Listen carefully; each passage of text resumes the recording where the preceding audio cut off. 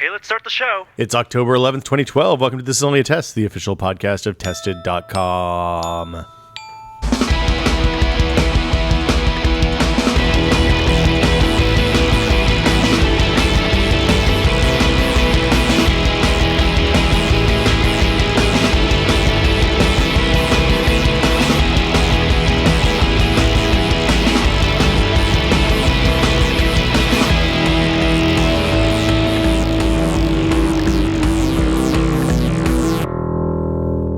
I'm Will Smith. Joining me today, Norman Chan. How are the Giants doing? As of right now, Yes. bottom of the ninth, 6-4. Yeah. 2 men on, 1 out. Sergio Romo pitching. Uh-huh. And So two outs. 2 outs away from forcing Game 5. No, That's what you're saying. this is Game 5 this is right Game now. 5. This is Game 5. I thought it was 2 outs Wednesday. away from Advancing. and beating the Reds 3-0 at home. So you're saying keeping the dream alive. Well, more than that, but actually going to the NLCS. Yes. So these are important outs. These are very important outs. By the time you're listening to this, the game will be over, and History. I'll be very sad or very happy. Yeah. Well, you have a lot of white specks on your face. Yeah, you know why that is? It's because someone rolls the roller too fast when they paint. Joining us today also, Joey Fameli, you have permission to speak now. How are you doing, sir? Good. Hello. Good to see you, man. Tested.com, your sports leader. Yeah, exactly. We're the unlicensed MLB new bad news. You do not have written or verbal No. consent to talk about No. Major League Baseball. No. So we painted this morning. We're in a. If you're watching the video, you may or may not notice we're in the engineering area today. So don't look at the whiteboards behind us. Is my face really covered with paint? Did you really speckle me? That could be paint speckle, or it could be It's paint. It's not salt. It could be sushi speckle. Sushi does not do that. I'm checking this out right now. God damn it, Chan. Is that paint? Yeah, it's paint. I said It's paint right on his slow. lips. Have you seen what your face looks your like? lips. It got up in your beard a little bit. Yeah. All right. Oh, Do you know yeah. how hard it is to get paint out of your beard? It's not easy. I'm still covered with paint from... Well, mistakes were made. Let's not talk about that. So we're painting the office because we're painting the set. We're finally getting our ducks in a row on the set. Norm looks very nervous over there. We're not going to get into that anymore. What do you remember what the name of the color was we chose? It's from the Eddie Bauer collection Stone at brown. Lowe's. Fig? That wasn't... No, Fig was the Stone purple one that we brown? rejected.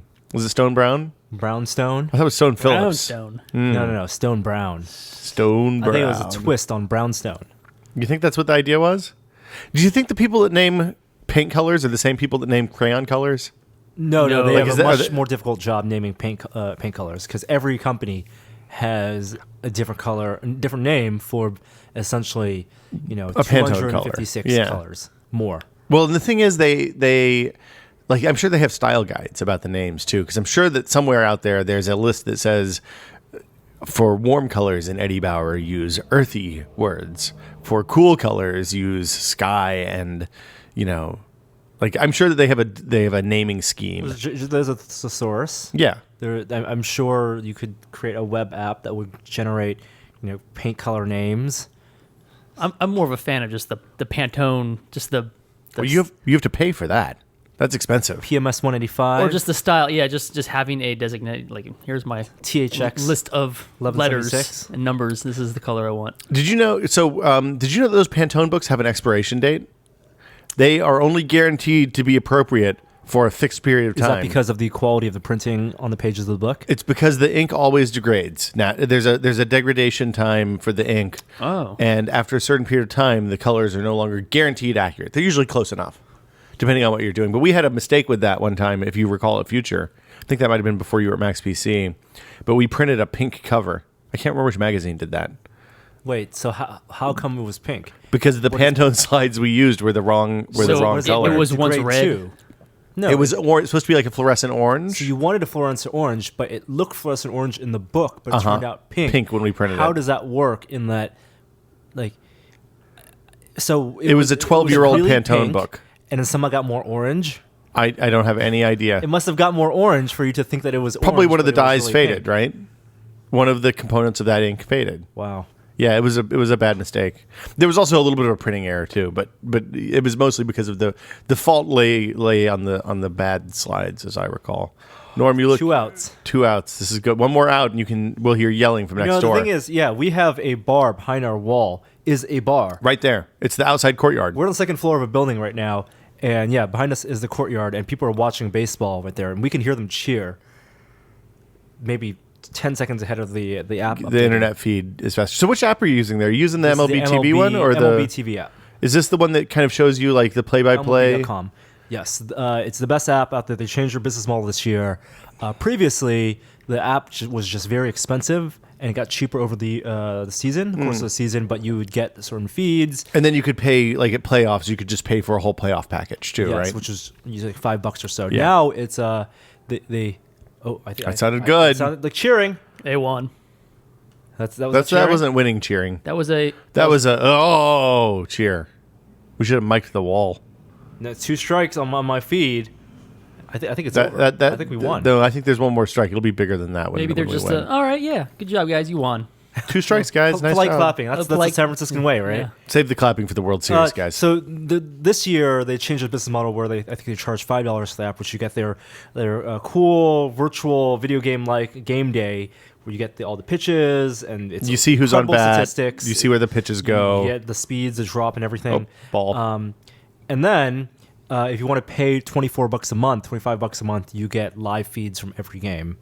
And all the recaps. But does the blackouts count for that too, or is it everything? It's everything. Wow. Do you get like the commentary from the people who are actually there? Commentary from either side. You get commentary from the home team. Oh, so you can listen to the radio commentary. It's the radio commentary, but you get because that's also licensed from MLB also. Yeah. So you either get the home team or the visiting team. Wait, is it radio commentary? Can you switch over? Because I know like Krugenkuip and Miller and so you can get switch off. That's the cheer. That was the win. Woo! Oh, that was very loud. That was really loud. Don't do that again, please. But so they'll do like an inning radio, inning TV, right? Is that usually how it works? Yeah. So for example, if you don't want to pay the $25 a month for the regular season, you pay the $5 just for the app. You get the MLB audio feed. Wow, crazy out there. People are honking. That's incredible. This is just the first series. Do you guys remember the World Series win? I remember both World Series. Let's talk about 2010, 2002 in just a second. But for this app, you get the radio feeds. You get to pick for example, locally. Is that still free? It's if you pay $5, you get that just one time $5. Okay. You get that. It's on a slight delay over the radio. Mm-hmm. But if you, they also do video clips, so it's really fast. So if you go like a baseball team's website. And you see like the highlights from the game. You'll see, here's the one that last homer hit. Here's a great catch. Here's a great double play. That stuff is all clipped and uploaded to the app in real time. So even if I don't get the live feed, I can watch clips from the game as the game's going on from earlier. So I jump in the 5th inning, I could watch a great highlight from the 1st inning that'll already be seeded in the app. Even cooler, since I don't pay for the $25 a month for the live, it's end of the season, doesn't matter. Yeah. They'll have like a pop-up on the top right-hand corner saying something awesome is about to happen in this game. It's like a close, bases loaded, 0-out situation. You can watch a free live feed right now just for this game. Wow. For the other game? For other games going on. Oh, so it's just like a tease to get you hooked on other games. Yep. That's great. Now, do you have to pay the $25 a month to get the cool 4 view of all the shots so right that now aren't in the being used? postseason, because it's TBS has the broadcasting rights for postseason, you get the live feeds from all the cameras free if you pay for the app. So That's you cool. get the quad view. And it's really cool. We were talking about this yesterday. The cameramen just zoom in and zoom out because they're being edited in real time. Well, so how that works. There's somebody in a control room with a headset on saying, "Hey, camera 2, go do this. Camera 1," and there's like a director that directs the people who are directing the cameras, right? And we saw a demo of this at the Museum of Film.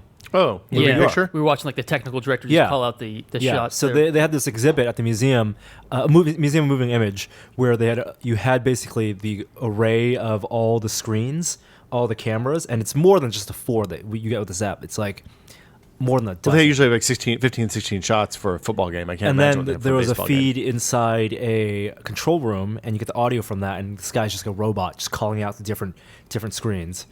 like camera 3, camera 2 ready, Right. camera It was 2 all very live. succinct and technical. I've actually done that once for Really? there's a sports event called the Tiburon Mile, which is a bunch of dudes swimming around Tiburon. Okay. It's a huge thing. It's like people come from worldwide, and I was working in basically like a mobile version of like a giant RV, and me and the technical director, and then kind of a similar setup to our TriCaster, but like very big and like huge buttons, and then all the cameras out on boats, and like we can talk to them, we can hear what's going on. They're what's that snowboarder, that famous snowboarder? Sean White, I think it was Sean White who was the carrot, the flying host. carrot, flying. I don't know. He has red hair. Anyway, he was the host out there on the boat, a like talking to ginger. people.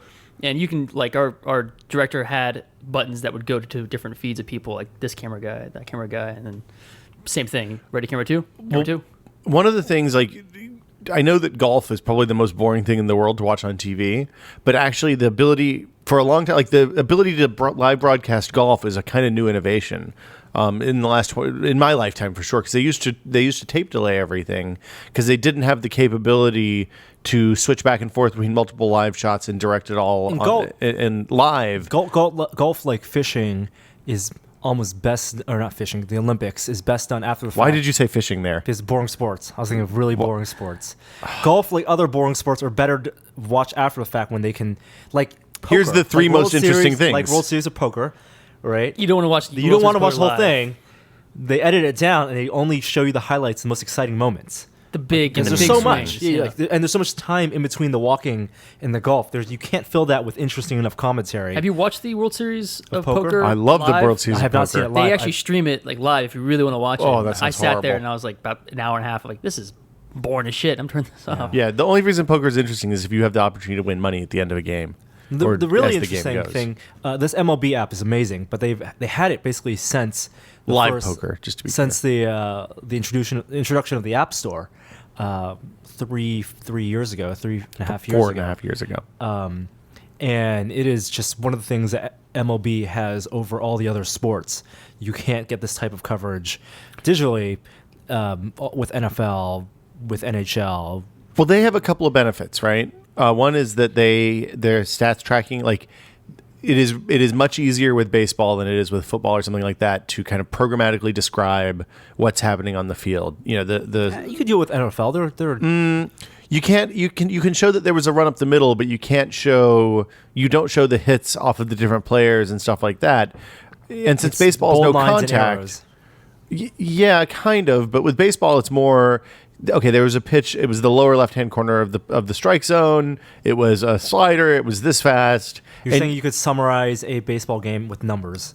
more so than more contact sports, like higher like you could never do that with basketball. Football is more difficult, but less of a challenge. Hockey is going to be the same kind of situation as basketball. Did anyone watch the America's Cup this past weekend on TV? I was watching the replay. You could describe that with numbers. You could. Now, the America's Cup is interesting, and this was a story in Wired because it was Larry Ellison who tried to turn a sport that no one wanted to watch, no one knew about or really cared about Thurston Howell cared. into a sport that, for some reason, is broadcast on NBC. Well, what else do they have? In the Notre fall? Dame. Sure. So America's Cup is yachting, is Yeah. expensive. The people's boats. sport. But it actually kind of looks exciting. The highlights in the photos look amazing because it's like, what, 5 dudes basically in like scuba gear almost, bodysuits. They're like doing a lot of like, It's all hand cranks. cranking rope, then- and then lifting their yachts up off the water in Yeah. incredible heights, and they're using their body weight kind of to tilt the boat so it doesn't flip over. Well, so in the old days, America's Lots of Cup dude boats yelling. were all single hulls, right? So they were like the 40-foot boats that you see out on the bay in the summertime, 40-foot single hull, dual mast boats. They shifted, or single mast, I guess, most of the time. They shifted like 10 or 12 years ago because that what's the guy's name who ran the American team for years and years and years, a crazy eccentric guy. He basically came out with a catamaran design the first time. It was like, and utterly decimated the single hull boats, because catamarans are by nature much faster because you have to keep less hull in the water at times, so there's less friction, less resistance, and the boat goes faster. But now they all use catamarans, and it ends up being a shift, and they're all bouncing from side to side. It's one of those things. It looks a lot less cool. It's a lot like what Desjardins told us. When there's competition involved, when there's high stakes competition with really experimental equipment, then that's when you get a lot of innovation in technology. And so you have like this tremendous change in yachting technique, competitive yachting technique and technology. And America's Cup is once every 4 years, 4 or 8. It's a long time, and it's a really interesting competition because the person who wins it dictates the rules for the next competition. Oh, really? And so Larry Ellison won it, and so he established the rules and the courses and everything about the presentation. Some Mortal Kombat shit right there. Yeah, Yeah. Absolutely. So to make it interesting, because he's a big tech guy, Losing teams executed. He brought in the inventor of basically sports television, modern sports television, the guy who invented the glowing hockey puck, the guy who invented the NASCAR Augmented reality on TV. the NASCAR names on top of the cars, The first down line. all of these things were invented by one guy. Well, And it's all one technology that's applied different ways. many different ways. It's perspective. What's needed for the NASCAR and what's needed for the glowing puck is different than what's needed for the first down. Well, it's all about it's all about knowing the perspective of the camera to the rink and applying 3D. It's the same principle, Right. In that you're combining math with camera. Yeah. But it's a lot of different tracking technologies. Oh being yeah, used. obviously. Yeah. Things that you realize you miss when you go to a live game. A little bit. I don't think do they use the glowing puck anymore? I don't think so. I I haven't think watched the glowing hockey in puck was years. a little too distracting because it had the glow and like the trail behind it. Well, and they also would have a thing that said ESPN. They'd have an ad at the end of the trail, which was a little bit. Did they lame. really? I don't think they ever did that. Apparently, all these technologies are combined for the America's Cup. So they're trying to get. They have this helicopter flies with tracking technology, with a gyrostable camera, and the camera watches markers in the Bay Area, On the for example, buoys, on the buoys in the Bay, and then they're drawing the course lines virtually on top of the bay, and the courses change depending on the time of the race. So as the race goes, the courses change, and then you got like data from telemetry data from all the boats, from how fast they're moving, what direction they're pointing, to get names on the boats, and all of that to make it look basically like NASCAR. a race video game. NASCAR of boats. It's the America's Cup, guys.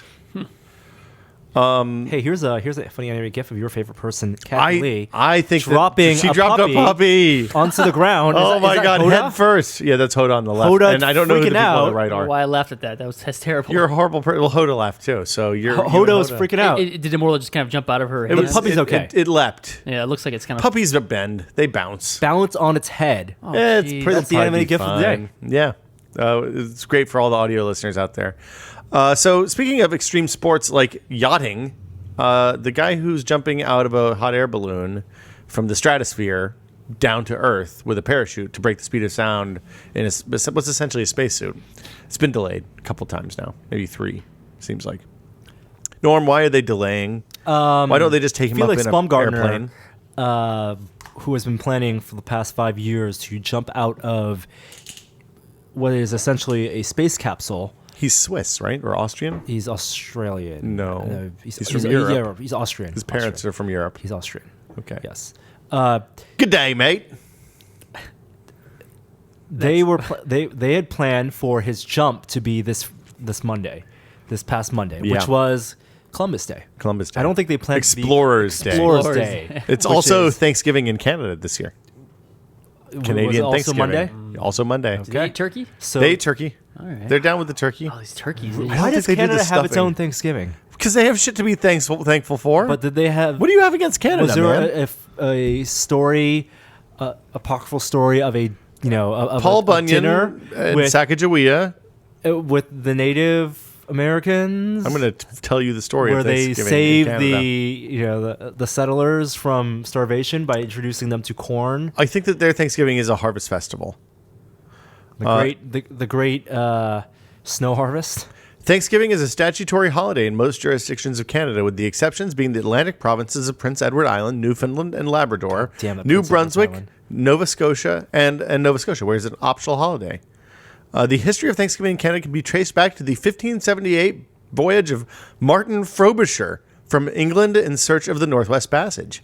In this, his third voyage to the Frobisher Bay area of Baffin Island in the present Canadian territory of Nunavut, it was also his intention to start a small settlement, and his fleet of 15 ships were so fitted out with men, materials, and provisions for this purpose. So basically it's for exploring. No. Blah, blah, blah, blah, blah. Ice and freak. The expedition was plagued by ice and freak storms, which at times had scattered the fleet. And on meeting together again at their anchorage in Frobisher Bay, All right, you can stop reading. Maester Wolfall, a learned man, he's a very appointed by His Canadian Majesty's name. council to be the minister and preacher, made unto them a godly sermon, exhorting them to be especially thankful. It has an E in there, to God for their strange and miraculous deliverance in those so dangerous places. This was the first Canadian Thanksgiving. So Canadians have Thanksgiving. Frobisher is the dude's name from Cloud Atlas. Yes. It all comes together, man. It's all cyclical. Wow.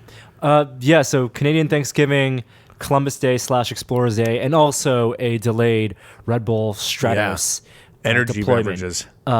So they rescheduled it to Tuesday morning, 5 a.m. Pacific, and they had about a 5-hour window to launch this What massive determines what balloon. determines whether they have a window? Weather conditions, wind. Okay, it's all wind, right? It's all wind. Okay. Because if you have any wind at all, when you're talking about a 150-foot high balloon or something like that, it'll blow over and it's really delicate. It'll tear. Yes, it's Okay. a very delicate balloon, massive balloon, and the wind picked up right as they were about to launch. So aborted the mission, and now it's Sunday morning is the next scheduled launch day. So why? Why So are his they doing mission this? is So Red Bull drop from the sky. Okay, Red Bull loves spending money. Does They have gravity work? They have so much money. They have events like the Red Bull Air Show, where it's basically a small air show like Fleet Week, but Red Bull. They have the drunk dudes jumping off the ramp into the water, building their own Flugtag. non-powered. I've done that. Okay, I wasn't drunk, but I've done that. I made it 8 feet. It's pretty good. that is pretty good. More is than this, forward a momentum. slide Have you seen that this? goes Have you through not the seen water? this? Yo, you never seen Flugtag? They used to have ads for those everywhere. They don't do it Video anymore, TV I don't ads. think. I think they still I do think it. some people almost drowned. So they have a ramp that goes downhill and then uphill into a body of water, It's like a Wile E. Coyote ramp. and they encourage people. It's kind of like Beta Breakers, It's not a looped ramp. It's just a platform. It's just like 30 feet up. but It's just like that. it rolls down. You roll downhill. No, you build you run- momentum you by run. running. Yeah. Okay, so you run off a ramp like a plank into a body of water, Yeah. and you build some type of contraption with wings to try to go as far as you can off the ramp. So there are into two the types body of water. contestants to this. Some people just want to get drunk and drink a lot of Red Bull and then jump off of a thing into the bay, which is super gross. The other kind of people are like engineering students, and they build things that actually glide a little bit first before collapsing into the bay. Usually the teams are like 6 people, I think, can push, and one person has to ride and steer. And it's an entertaining way to spend a Saturday morning, basically.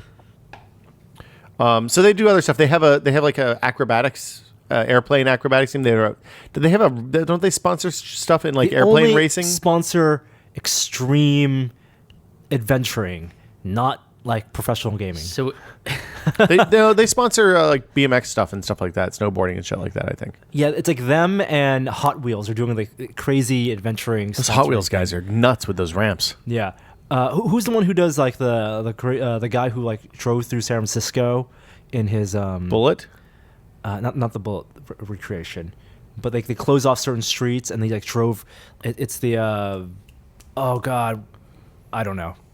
Good talk. Yeah, but in addition to all that crazy stunt stuff, they've also spent millions on this project Stratos, like Stratosphere, and they want to break the world record for free fall. So that's the mission: breaking the world record. Breaking the world record for how high someone can jump Yep. Or from space. more like fall, right? Well, you jump. He jumps from the capsule, jumps from the balloon.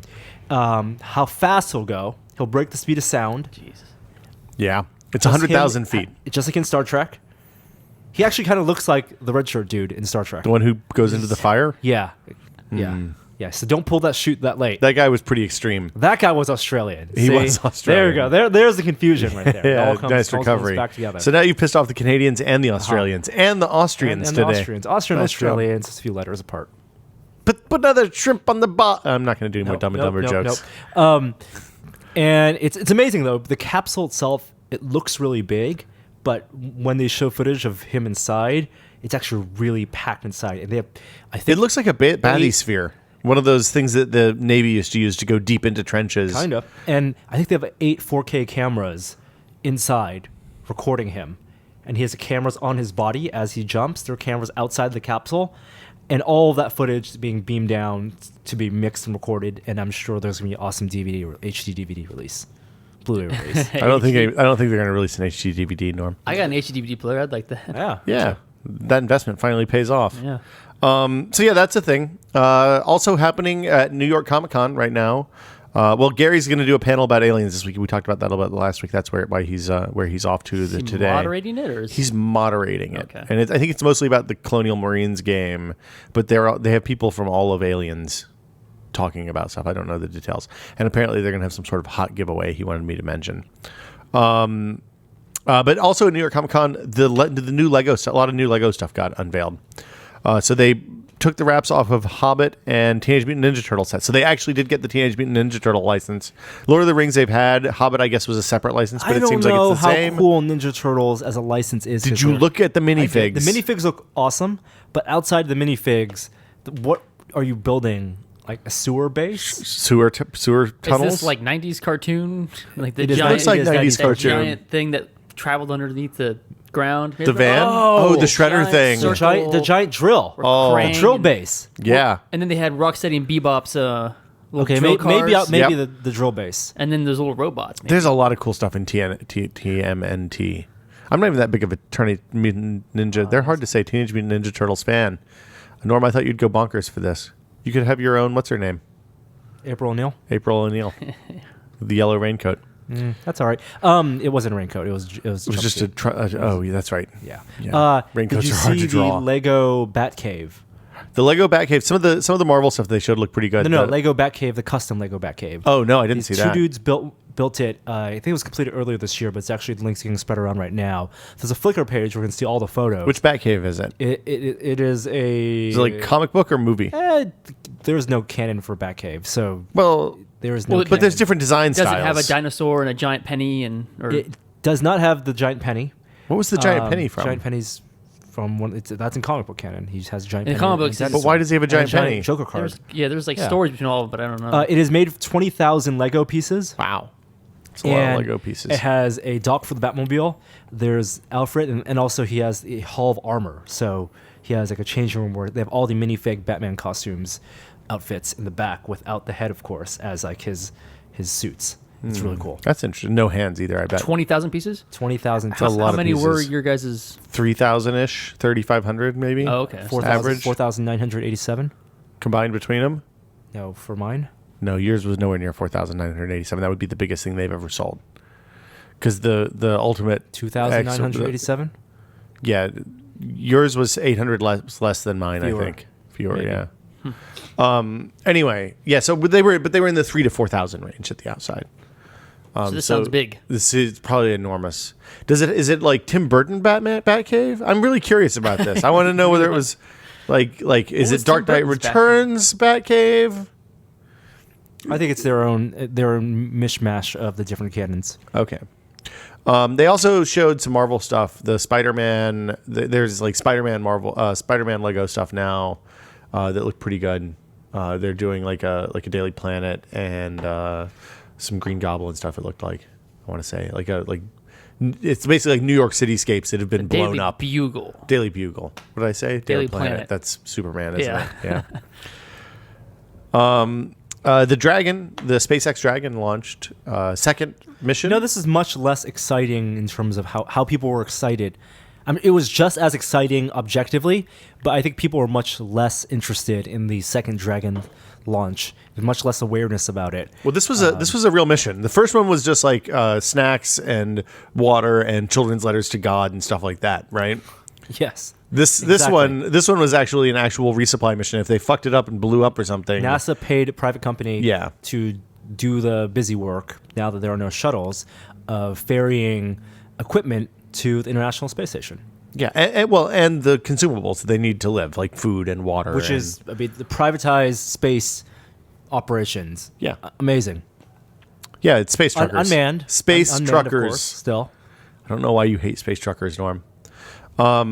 There was an engine, one of the engines. So the Dragon, the Dragon launch vehicle has 8, 9 engines, I think. Okay. One of them lost pressure and shut down. People caught that by looking at the high-speed video of the launch and like brought it down to a couple of frames. But as multi-engine rockets do, it immediately detected something was wrong, killed the engine, and continued on, and carried on. recalculated its burn to get into the right place. That's amazing. It was very cool. So the NASA mission went fine. The only bad thing is that another satellite that was on board to be like another contract that was on board to be launched into orbit was this Orbcomm communication satellite that missed its orbit by like 300 miles. But they think they might be able to get it to the appropriate orbit using its onboard stuff. So Dragon 2 already routine. Yeah. Routine is where we want these things to be. It's not a bad thing. I mean, it's exciting if you have to stop think about it, but we want these to be regular things. Norm, do you like Nexus phones? Yeah, I do. I like the I like the Galaxy Nexus. Do you like gold stars that are lucky? Yes, I'm a big fan of luck and gold. Okay. And stars. Stars are cool too.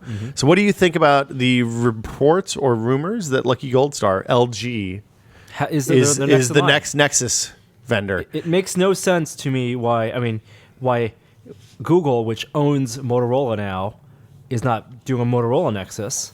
Instead, we're seeing more Razer relaunches, Razer Max HDs, and whatnot. But it's very likely that LG will have the next Nexus with the LG Optimus Nexus. What do you think the dev cycle is for these Nexus phones? I mean, what's the dev cycle for a phone? Is it 2 years? Is it like a game console, or is it more like a PC where they can spin something up I in think 6 it's months? less than 2 years. It's got to be, right? Yeah. Okay. Yeah. I mean, it's all iterative now. There's changing bodies, and it's all contracted out. They're not doing development from beginning to end, and because the software is the same essentially, that I think that's the biggest thing with like a console dev cycle is getting this new software out. Because once you change platforms, once you move generations, you're on a completely different platform. So it's probably more. I mean, a lot of the time that they spend on the console dev cycle is getting dev kits out in time for people to have 2 years to build games on the hardware, I guess. So LG Nexus. I mean, this is exciting. Obviously, I wasn't sure. I don't think anybody. I mean, I know people thought that they were going to do a Nexus phone this year. It was unclear since they did a Nexus tablet whether they considered that the Nexus device for the year. But it's a good thing. Apple stickers. Ew. So the current specs they're saying is it's very similar to the Optimus G, meaning that it's going to be a 1280 by 768 resolution screen, 4.7 inch, and 1280 by okay. It will be super thin, super light. A lot of people aren't big fans of the build. So the build 4G? quality. 4G of the build quality of the LG phones compared to Samsung and HTCs, but we'll have to see. Was that a coffee ring on that self-addressed stamped I envelope? like the coffee stain. Yeah. Nice. Well done. Samsung also is introducing a new phone. They are rolling out a 4-inch version of the Galaxy S. 4-inch Galaxy version S3. of the Galaxy S3. This seems which like a good is- thing. It's an it iPhone-sized seems- version of the Galaxy S3. Some people, Galaxy S3 is a very powerful smartphone. I think it has very similar hardware to what you have the Google Nexus. Galaxy Nexus, Got it. but came out after. It's I know actually people who- it's a better SoC, a little bit more memory, and a different screen. Yeah. But 4.7 inches is big for some people. And so it kind of makes sense. Why not introduce a Galaxy S3, but and call it a mini, whatever you want, but have it smaller size to really take away from people who like the the 4-inch form factor now, and their only option is basically a high-end phone, Apple. Unfortunately, the Galaxy S3 Mini is not a high-end phone. It is compared to the S3, pretty budget phone.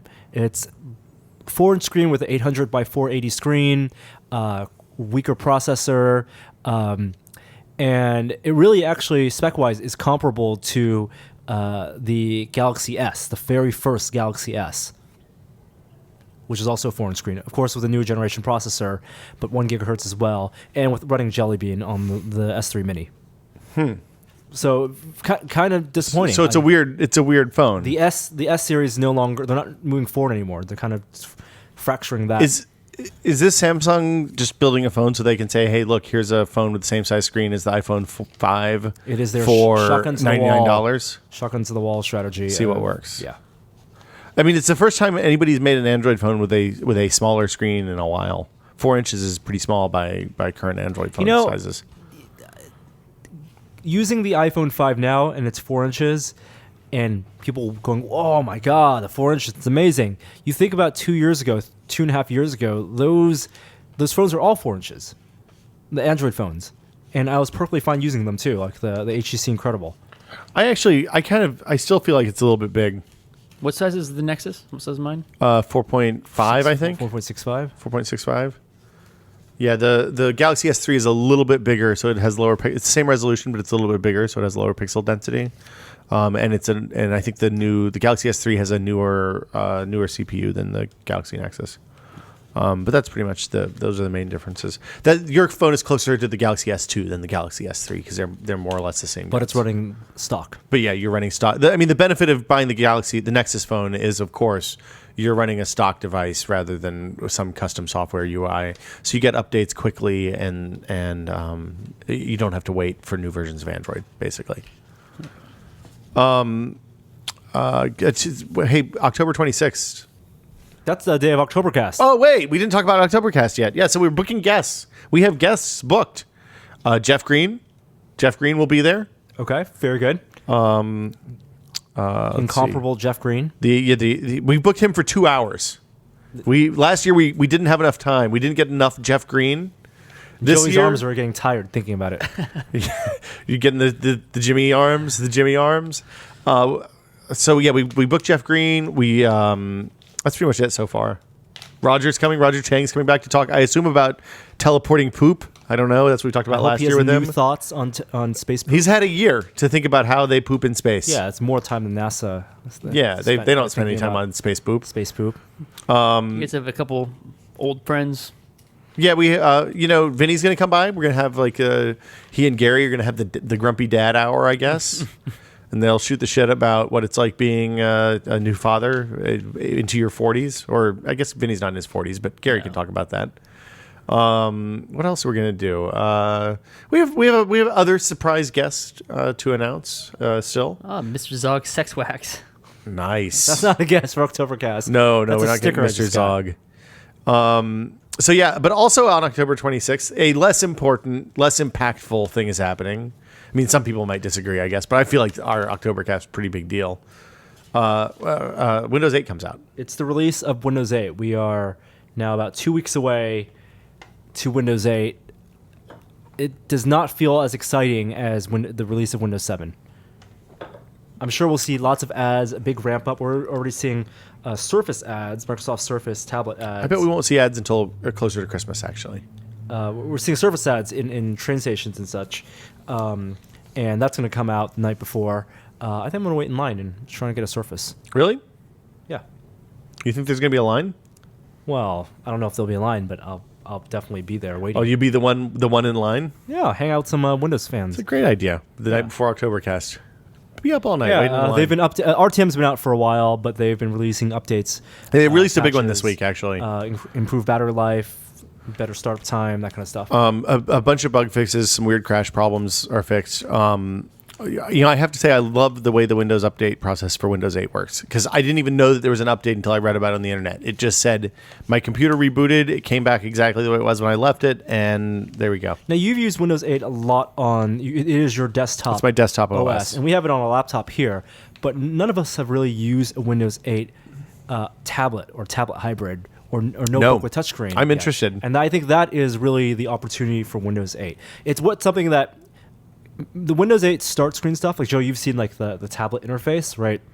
That's sure them going into a tablet space because tablets are popular right now, and a lot of people are buying tablets because tablets are very functional. Well, they're hedging their bets in lieu of traditional computers. They're hedging their bet that the tablet, if the tablet is the future of computing, you don't want to not release a product for that if you're the leader of the existing computing thing. You don't want to IBM yourself out of business, which is, I mean, IBM said, hey, look, these big shared massive big iron computers are the future. And when PCs came out, they kind of half-assed it. So the other thing they're doing with Windows 8, improving a little bit of the desktop functionality, but getting rid of the start screen, introducing an app marketplace, much like the Mac Store. Windows Store is what it's called. Windows Store, much like the App Store for Mac, and also iOS.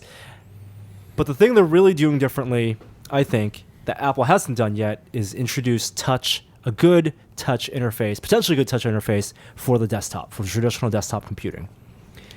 Which is, they're not selling that at all. They're not. They don't have a touch interface for traditional desktop computing. They have a replacement for traditional desktop computing that utilizes a touch interface on the same device. But for people like you can't use touch on the desktop, really. I mean, you can, but desktop. it's going to be the same as it's not going to be good.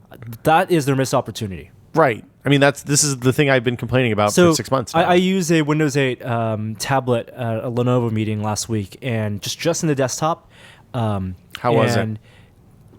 Things I wanted to do, like for example, I open a lot of photos, right? So I open like a high resolution photo in Windows Preview because I like using Windows Preview, and I pinch the zoom, and sure, pinch the zoom worked, but it was much more stuttery than the pinch the zoom. It's not. It doesn't feel accelerated even in their the Metro, the new Windows app. Right. I want the best parts of a touch interface when I want it, when it makes sense on a traditional desktop environment. So what you're saying is you want something that works well for both touch and desktop, but desktop that you can move the device between different things. But I want desktop first. Yeah. So I want mouse and keyboard, because I'm not going to stop using mouse and keyboard. People aren't going to one day, because Windows 8 is out, stop using mouse and keyboard for typing documents, for using Office, for browsing the web. No. On desk. But I want the ability, if I'm still, have a Chrome window or something, I can touch the screen because I have a touch-enabled big screen, and then scroll up and scroll down, or pinch the zoom, or move windows. I want that because for some things, if the touch screen is there, touch screen is there for some things, touch makes more sense than using the mouse. The mouse can be very precise, but if I want just to zoom in, as opposed to holding Control down and then scrolling up with my mouse wheel, or Control plus, Control minus, but using a precise pinch zoom on the desktop within Photoshop, for example, that would be very useful. That is, I think, the missed opportunity for Windows 8. Good luck. You can do that in Metro apps. I don't want to be in Metro. You don't want Photoshop for Metro? No. Come on, that'll be great. I want to be on the desktop. You can just pull out your charms from the side. I mean, so last week we talked a lot about Windows 8. I think that my feelings about the Metro stuff haven't changed at all. It's still not very good. The good news is the desktop stuff is awesome. I mean, it is unchanged. The multi-monitor support is better than it's ever been. You can put multiple apps on different screens, and you have all sorts of control that was previously only accessible using like DisplayMon or Ultramon or something like that. So that stuff's really good. It's just frustrating to me that they're kind of forcing this other stuff on to people who are using mice and keyboards for their computers. Do you remember when Apple got that patent for a convertible iMac, where the iMac screen, and Lenovo has something similar to this, where the screen bend down one bends down, and then you can use it as a touchscreen? That seemed like a terrible idea too. I don't need that. I don't need that. You can play piano on that though. I don't care about playing piano. I'm never going to piano on that. play piano. You play piano on that once, maybe twice. Oh, is that the yeah? We played it. That's We right. had it. We did that demo at CES. That was kind I of. don't need to guys. move a big monitor down and make it flat on the plane on my desk. Yeah. Having maybe something like the old Surface, where it was like the living room coffee table. It was like a cocktail The arcade cabinet. The cocktail arcade cabinet touchscreen dedicated that interface with apps, with programs and games made for that. That makes a little more sense. Yeah. I don't need a convertible for desktop. For desktop, I want my traditional big screen. I want my mouse and keyboard, which I'm used to. But if that screen happens to have 10-point touch interface and I can do cool things like move my windows around, drag things, swipe things off to the side and hide them, Yeah. or swipe things to the taskbar, because You want to be Tom Cruise. only when it's practical. Okay. I love the mouse and keyboard still. I get very precise mouse and keyboard control. Yeah. But Well, I mean, the point is, at this point, you're faster with the mouse and keyboard than with anything else. and mouse and keyboard just makes more sense for typing, for using the mouse to For fine photo edits and very stuff like that. fine adjusting. The mouse makes more sense. I don't understand. Are they trying to get rid of mouse and keyboard? Is that what this is? No, but they're making you choose between one or the other in their modes of the start screen mode and the desktop mode. So the start screen is designed for touch, and it works with mouse and keyboard, but it's not great. Like when you scroll up and down with the mouse wheel, then the screen goes left and right because it's designed to be swiped left and right, and it's big and chunky, and it has all sorts of ambient data. But it's kind of it is a thing that definitely does not feel like it should. When it doesn't feel like it's a user interface is designed for mouse and keyboard, because it is not. I think Windows should have played to its strengths, which is mouse and keyboard, but also adapt to include Show something different. Yeah. touch support, better touch support in a way that doesn't replace mouse and keyboard. So can you talk about the other stuff you saw at Lenovo? So remember the Yoga we saw, that laptop? The one that's the laptop that you pull the top out and has an ARM tablet It's a inside the 13-inch top. laptop. It's their Ultrabook. But remember, their Ultrabook, the Ultrabook spec is very nebulous. So I think Intel says you can call your laptop an Ultrabook if it's below like 13 millimeters thick. Well, it has a different set of specs for touchscreen, or not. without. Yeah. Yeah. So if you have a touchscreen, they can be thicker. But I think Lenovo got theirs. Don't touch my stickers. wanna look. These are my stickers. I just wanted to see. I'm milling stuff out. I'm curious. See with your eyes, not with your Real hands. quick, so people are sending you stickers as well? Or it's just a great sticker exchange. Oh, it's a sticker exchange. Norm Yeah. changed the rules midway. The rules are you send me stickers and I will send you stickers too. It's a trade. Oh, It's a great trade. okay, Yeah, it's fun. That's It's kinda cool. Community building. So I'm collected. I think I have like maybe 100 different stickers now Wow. that are sitting on my desk. I would This do guy's something really cool. into armories. Yeah, this guy gets 3 stickers. He sent a MakerBot sticker. That's pretty cool. I have one of those. So yeah, the You're talking about Lenovo the Yoga. Yoga. It is an Ultrabook. It has a touchscreen, 10-point touchscreen, but it also conforms to. It looks fairly thin for a laptop with a touchscreen. It is their high-end Ultrabook. $1,100 is their starting price. So when you pull it, when you undock it, before it was running like some kind of weird version of Android. So there's no dock. Okay. No, it's not that. it's not that one. We're talking about the one that. Oh, we're talking about the one that folds over all the way. Folds all the way. Got it. And then when the keys turn off when it's folded all the way. Yeah. So you can hold it like a tablet and do presentations and demos. I don't think you would ever use it as a tablet because it's heavy for a tablet. But Lenovo's strategy, I think, is really interesting because it's almost the opposite of the Surface. When Microsoft announced Surface, it was tablet first with the ability to have this new cool smart cover Yeah. that also has a keyboard. on it, right? So, Joe, you got this. Like, Microsoft is selling a tablet that kind of, it's a 16:9 tablet, which I'll talk about why I think that's smart also. 16:9 tablet, runs Windows RT, which means it runs the start screen stuff. It's an ARM. It's like a ARM same version. kind of processor. It's in the iPad or other Android tablets. But you can also buy a flimsy cover for it, and the cover has a keyboard on it. So you attach it, and then the tablet actually has a flip-out stand, kickstand, and so you have like this on the table, and then the cover is a keyboard that you can type on. Tablet first, but also kind of converts into a notebook wannabe second. How does the keyboard feel? I'm a big We don't know. They've don't know. They've They not don't let let any anyone human touch it. beings use They the have two keyboard. keyboards. They have one that's like soft material that's super thin that you don't get any feedback on. It's just touch. But you do have there is pressure sensitivity, but you don't get feedback.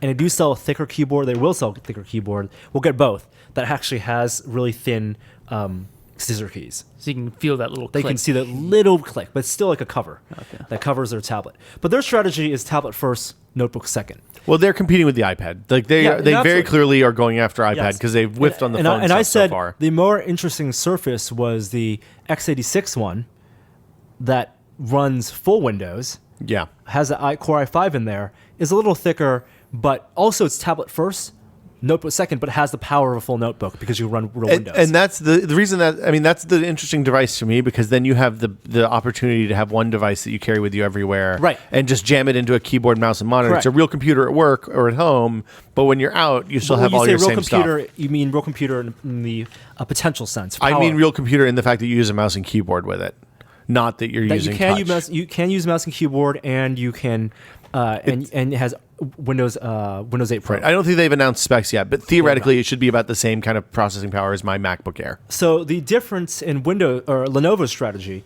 is that its convertibles are all notebook first, tablet second, which I think is actually better. Probably a smarter move, considering that people are that there's a notebook market, but not so much of a tablet market. Or outside of iPad tablet. Right. market Well, right Windows now. 8. No, that's not true.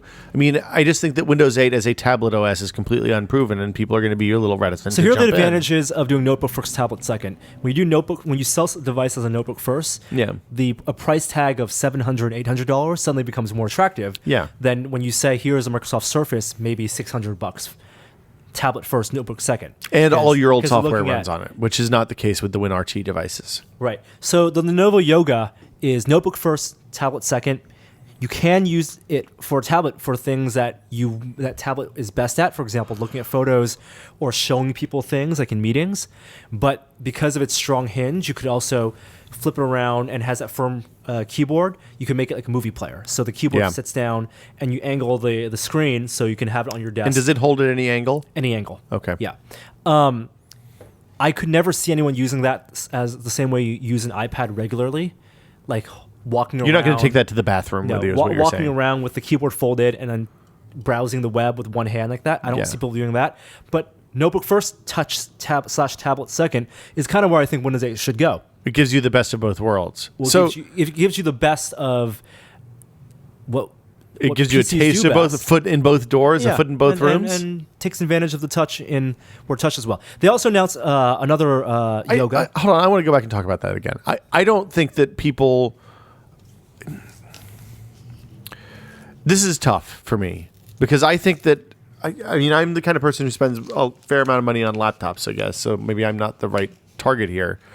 But it seems to me I'd rather have a device that's really good at both of those things and spend a little bit more money. But I may be the exception rather than the rule, because I do spend money on stupid technology shit all the time. I think Lenovo recognizes that people are not going to be giving up their iPads anytime soon. Yeah. And for some people, who I know a lot of people who outside the moms and pops who just want email or photos. Right. Those People are going to Best Buy and buying the whatever people who is $600. bought netbooks and got $300. screwed the first time around with for $500 netbooks because they couldn't really do anything, and bought iPads second time around because they're also $500. Also realized the iPad really couldn't do anything.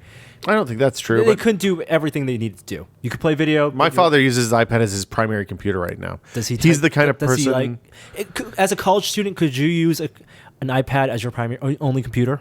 I don't think so. If you're taking notes and writing papers, yeah. If you have to do anything else, probably not. Writing, I don't think anyone was writing a paper on iPad. I've written a bunch of shit on iPad with you use the key. You get a keyboard. I mean, like my father. College students need to multitask. You're opening like 12 browsers. Well, only if you're a tabs at once. plagiarist. I mean, Research, if you're college students do research. That's true. Yeah. I don't think a college student. I mean, correct me if I'm wrong. I'd love to hear from college students. I think more college students are buying MacBooks than buying iPads. I'd say that's. I'd say, and or using iPads as notebooks in general. Yeah. Notebooks in general over tablets.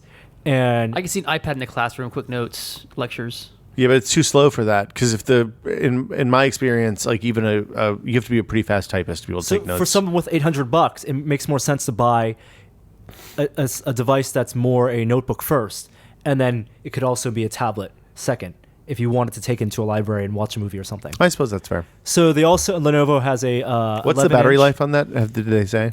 It's going to be, I think, 8 to 10 hours. Or something. Like really 8 hours though? Well, who knows? Okay. They also have 11-inch Yoga, which is RT. So that one is not real Windows, but the form factor is still notebook first. I think the form factor matters a lot here. Having that firm fixed keyboard, because even with Windows RT, you're going to get a full suite of Office built in. Right. So for that, then you actually can. It's Metro Office. Right, but in the desktop environment with multiple windows. I don't think you do get. Do you get? I thought Office was Metro only. I thought the WinRT didn't have a desktop. WinRT has a desktop. Oh, really? but you can't install traditional applications in the desktop. The desktop is there for file management and stuff. Oh, yeah, I guess you'd have to have the desktop.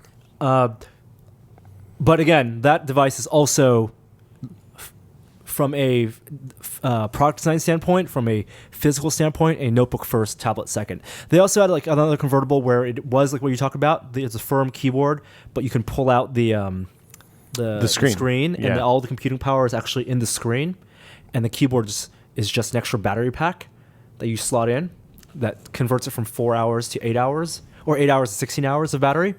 That is actually running newest Atom, and it looks like it runs start screen stuff just fine.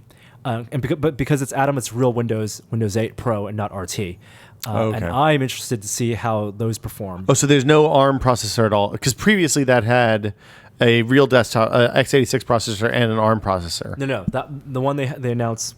This one is week, just one Atom processor? just one Atom processor. What's that? I don't even know what Atom performance is like these days. That's what I'm curious about. Yeah. If Atom performance is even approaches like Core i3 performance, where you can at least run I can't on imagine. a desktop, run Photoshop, and So- run image editing. Yeah, if people Maybe don't know, we should explain what Atom is. It's Yeah. their super low power.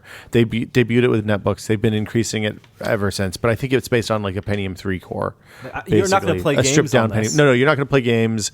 There's no integrated graphics that are worth anything. You're not going to tell Joey to see with his hands, are you? That's not very nice. Is that a Zynga sticker? This thing is sticker. You. Okay, let's move on. The lightning cable, we talked about this a few weeks ago. There's an authentication chip in there to make sure that people don't buy fake accessories. This for is a their problem Apple that Joey devices. doesn't have to worry about. Because he uses a micro USB cable. How many chargers do you have around the house, Joey, to charge your phone? 3. It's like one in the bedroom, one in like, I think there's 2 in the bedroom because my wife also has an Android device. and then one in the kitchen or something. So we have, one in like the living room. And that's usually from like my Nexus 7. Or, I used to have 3 in the back with the old iPhone. I used to have 3 in the bedroom, one at my desk, and one at each nightstand. Because I have 2 little nightstands Do on the side of you my sleep bed. on different sides of the bed on different nights? Sometimes. Is there a reason? Like the people that are there sharing that with you, or like one side or the other? Sometimes I like sleep on one side, sometimes I sleep on the other side. Is there a cool side or a warm side? There definitely is a cool side and a warm side. Yes.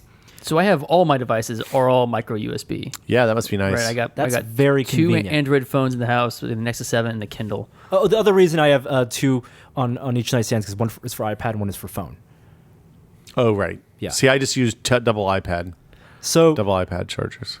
Anyway, those cables, the new iPhone 5 has this new Lightning connector, which I think it's stupid that we have to call it a Lightning connector. I call it the new Apple 8-pin iPhone connector. I like 30-pin connector because it sounds less obnoxious. This is replacing that big. The 30-pin connector. Okay. This Which I replaces love. the dock connector. I was fine calling it the old 30-pin connector, and Lightning just sounds like It's really lame. buying. You're totally in their marketing speak. It's the new 8-pin iPhone connector. It's the new iPhone connector. But those cables cost $20. $19 at the Apple Store. Yep. Just the USB to 8-pin. Which is what the 30-pin dock connectors always cost. The thing is, we just had, like, if you're like me, you had 4 iPods over a 10-year period. And so you you had those started with a cables. base level of a shitload of those and Yes. went up from there as you got Yeah. more phones. and No stuff. one should be buying the stumps. I bought a The stump. from Apple? Hold on, a wall wart? Yeah, no one should be buying Oh, the no, no, stumps no. from Apple. I Because didn't you buy should a have stump. tons of those. Well- every phone, every device you buy now that charges your USB should come with aside from Amazon, should come with a stump that has a USB. I think they should not come with a stump anymore. I don't need any more stumps. I have iPhone boxes. I've reached max stump. Just with the stumps, because you have the crappy stumps and the good stumps. Good stumps come with the iPads. Yeah. Crappy stumps come with the iPhones. I never take the stump out of the iPhone one. I always use the iPad one or one I have with other tablets. I always lift the iPad. When we destroy an iPad and take apart, the power charger, the power These are brick. just the things that go into the wall. the with thing that Yeah. goes in the wall with the USB. There's right? good ones and bad ones. So the good ones ones that and come with the bad phone are half power of the ones that come with the iPad. They charge slower. Yeah, so than if you plug an iPhone into the one that comes with the iPad, it charges in half the time. So I don't have any that come with Apple devices. I have just a It bunch of won't. them. It won't work for micro USB because they work on a specific standard. Because Apple makes their own standards, they can set their own rules. No, but you can plug the iPad, I can't plug. a dock connector, a 30-pin cable into like a generic Samsung. Yeah, that'll work, Yeah. and it'll get 500 milliamps. Just not the Yeah. other way around. It doesn't work the other way around. Like you couldn't plug your phone into an iPad power brick Really? and have it charge in half the time because that's outside spec. The device has to say, "Oh yeah, I can handle this." Crank up the power. You get one speed, one charge motor. Right, so it has to give you the safe speed. It's not anything nefarious. It's so that they don't accidentally blow up your shit. Okay. Because your charger can't handle the extra amperage. Extra So the power. news is that Wattage, amperage. I don't know. hackers in China have allegedly cracked the authentication for the new 8-pin connector, which means that we might see cheap connector cables. Yeah. I'm not going to get any more connector cables. I have one right now. Yeah. It has replaced the one on my bedstand, and I am not charging my phone as much, and I'm okay with that. Wow, really? I don't think I'm going to buy any more cables.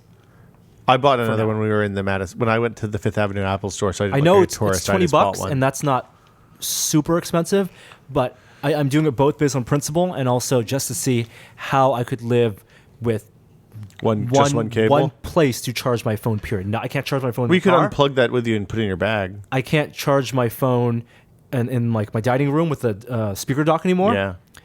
You can buy an adapter, but I don't want to do that. I can only charge my phone in one place in the house. I can't charge it at work, I have one in the car. and so it's definitely affecting my charging behavior, but not maybe my usage behavior. Are you being less OCD about it now? Maybe. As a result, or are you just using your phone a lot less? No, I'm using my phone just the same amount. I was streaming. You stuff watch all day. streamed video all Yeah, day today, and I'm yeah. at like 60% battery. I'm finding that I'm getting home with like 75% battery some days, but not charging anywhere but on the nightstand, which is crazy. I want So hold on. So that's cracked. Well, we should talk about that a little bit more. Cheap cables are a possibility. The other thing that's a possibility are things like docks and stuff like that for people who don't have the money to buy into Apple's licensing thing, but still want to make a product like the Elevation guys or the I can't remember, iPhone Dojo or something. People are building a dock for it as well. What sucks is that I have not used my speaker dock once. Don't you have since doesn't it do Bluetooth? it has AirPlay. Oh, just use because AirPlay. but I like docking it before, and AirPlay is kind of spotty because Wi-Fi is not great. You in my should get the house. stump. So there is. I want to talk about. This is sad that Wi-Fi is not great in your house, by the way. There is maybe because people are leeching it because there's no password. Also, Possible. Five people are using it in my house. There's a stump you can buy for $25 Yeah, I have one coming. It shipped yesterday. that was written up by a friend of ours at the wire cutter, and basically it's a 30-pin connector stump. So on the bottom is 30-pin female, and there's nothing on top, and it's just Bluetooth. So it'll let you turn any 30-pin dock into a Bluetooth receiving device, Oh, that's awesome. but it's Who not. wrote this up, Wes? No, Castle. Oh, okay. And but it does not support the new Bluetooth 4 yet. Oh, so if it doesn't support Bluetooth 4, it's much less desirable. There is one in Kickstarter that ended, that was funded, that is going to support the new Bluetooth. So, so I ordered a couple of the Apple, the 30-pin to Lightning 8-pin adapters that have the DAC, and I'll report back in as soon as I get those. They should be here later this week or early next. So you should buy that $25 one from Amazon and see how good it is. The Bluetooth stump. Bluetooth stump. I'm still just using that thing that we talked about last week, the Blue Jack. It's really good. It works great. The problems we had with it before, I think, were due to iOS, not with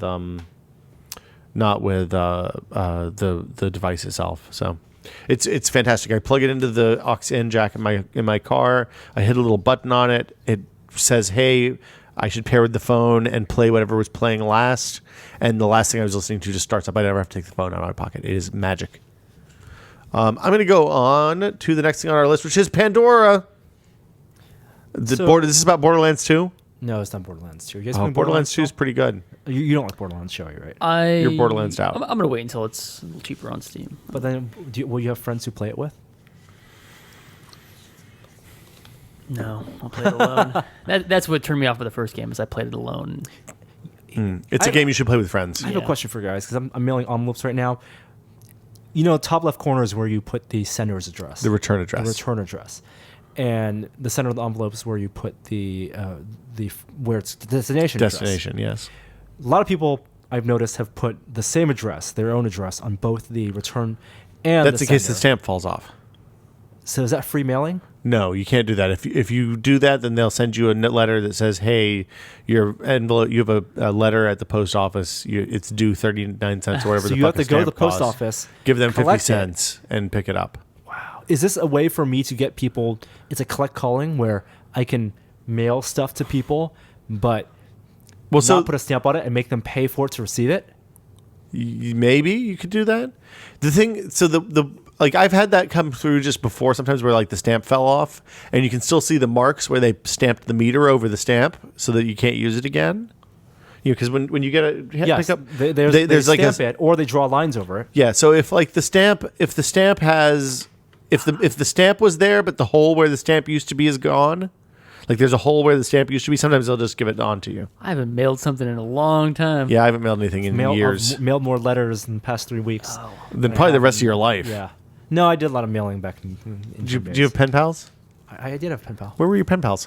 I forget. I remember You were a great pen pal, Norm. it was in elementary school, and I mailed some type of action figure. I had a pen pal in San Francisco, California when I was a kid. I had a pen pal, I think, in Was his name Will? Switzerland. No. Was it Future Will? No, I wish I had future me. You just Swiss. I had a pen pal in Texas. I had a pen pal in Australia. I did a lot of pen Australia. paling. Yeah. We did pen pals in grade school. It was a class project. What was your Swiss pen They pal's teach- name? can't remember her he name. or she Ben. is a listener. And she sent me a really sad letter once. Was that the last time you no. you It was spoke? about like her mom being really sick and her dad driving her to the hospital like 3 a.m. You know, pen pals don't work these days. It would not work at all. It's all just, I it's think all just forums. The idea You'd would burn be- through the entire relationship in like a week it would because you have email. It's Omegle, or it's What's Omegle? that's the random chat person. You sign on, and then you can chat with a random person. Isn't that just bots? I thought that was just Eliza bots. No, it's real people. Oh, are you sure? That feels too internet-y to me. And then there's chat roulette. That's kind of like pen pals. Uh, The appeal of the pen pal is having to wait. Well, no, the appeal of pen haven't pal is getting mail. yeah, I think it's more of the handwritten letters and the. Yeah, I have. There's something. It's that you are 10 years old and you get mail once a month. So the problem is if you had it today with email, you would burn through an entire 5-year pen pal relationship, one letter a month, in like 2 weeks, maybe 3. So Yeah, pen pal doesn't work outside. I think we should bring back pen pals. If you want to be a pen pal, send me a letter. I'll send you somebody's address, and you can just start writing them letters. I think I want to keep that memory of how it is. Okay. I just got the letter from our friend Falcon. Oh, Falcon sent. He's getting some stamps. did he send any Windows stickers? Let's see. There's a Bungie. That's Microsoft product. 2003 Bungie sticker. Okay. That's pretty awesome. Oh wow! That's really That's a old pretty rad school. sticker. There's 2 sets of Dragon Ball Z stickers. I like that. I don't have any context here. And then a UCFs. Huh. This is Little actually patch. a little like a, University of Central Florida I guess. or University of It's em- California, it's like Franklin. Not embroidered, but it's stitched. That's embroidered then. Cool. And Thanks, there's a letter. Falcon. Oh, there's a note. Don't read the note on here. Is it handwritten? No, it's typed. Oh come on! Not bad pen pal. How He much gets does 4 stickers. Pandora pay for music royalties, Norm? A lot. Like $5? Pandora pays more than it makes, and they make a ton of money. So Pandora has been they've been kind of struggling. They went public a year ago, I want to say, but the royalty rates have been increasing, and they've kind of Did they go? They're public, really? Public, yeah, Wow. they kind of stayed off execution just by doing a lot of lobbying. But basically, internet radio, based on the DMCA, they have the right to broadcast songs, but you just have to pay royalties to Sound Exchange, which is an intermediate company which takes tracks internet radio play. They do accounting. That's not even DMCA stuff. That's just licensed music according to a. no. There's a music licensing act. yeah, part of the DMCA. Really? I think it was DMCA, Oh. Digital Millennium Copyright Act. Okay. And for example, a band like Coldplay will make $5 million. Well, Pandora will pay $5 million a year for playing cold music. And so it's based on the frequency at which the songs are played. Every time a song is played, you pay a set amount. And Pandora, because they don't let users choose which songs you play, Yes. for the most part, pay a different rate. So it's radio. Yeah. So 45% goes to the artist, Yeah. 50% goes to this label, the owners of the music. Okay. And 5% goes to Sound Exchange, the middleman. Wow, that's a good deal for Sound Exchange. Excellent deal for doing nothing but processing. Yeah. Oh, I'm sorry. Taking in spreadsheets. I take it back. 45% goes to the artist, 45% goes to label, 5% goes to Sound Exchange, and 5% goes to backup singers or musicians who played in the band. Oh, so like people who are on, what's that called? Like the day rate kind of thing for, if you're an actor, it's like being an extra or something like that. Kind of, yeah. You still get very small, for musicians, You get a tenth of a cent per play.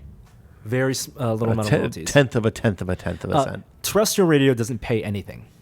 Well, right, because So that's when local advertising. radio plays music, they don't pay per song because it really is advertising. Even though That's because when they set up the deal for radio, the music labels just didn't realize what they were giving away. right, music labels thought it'd be promotion. It'd be Yeah. a great way to sell CDs and Right. tapes.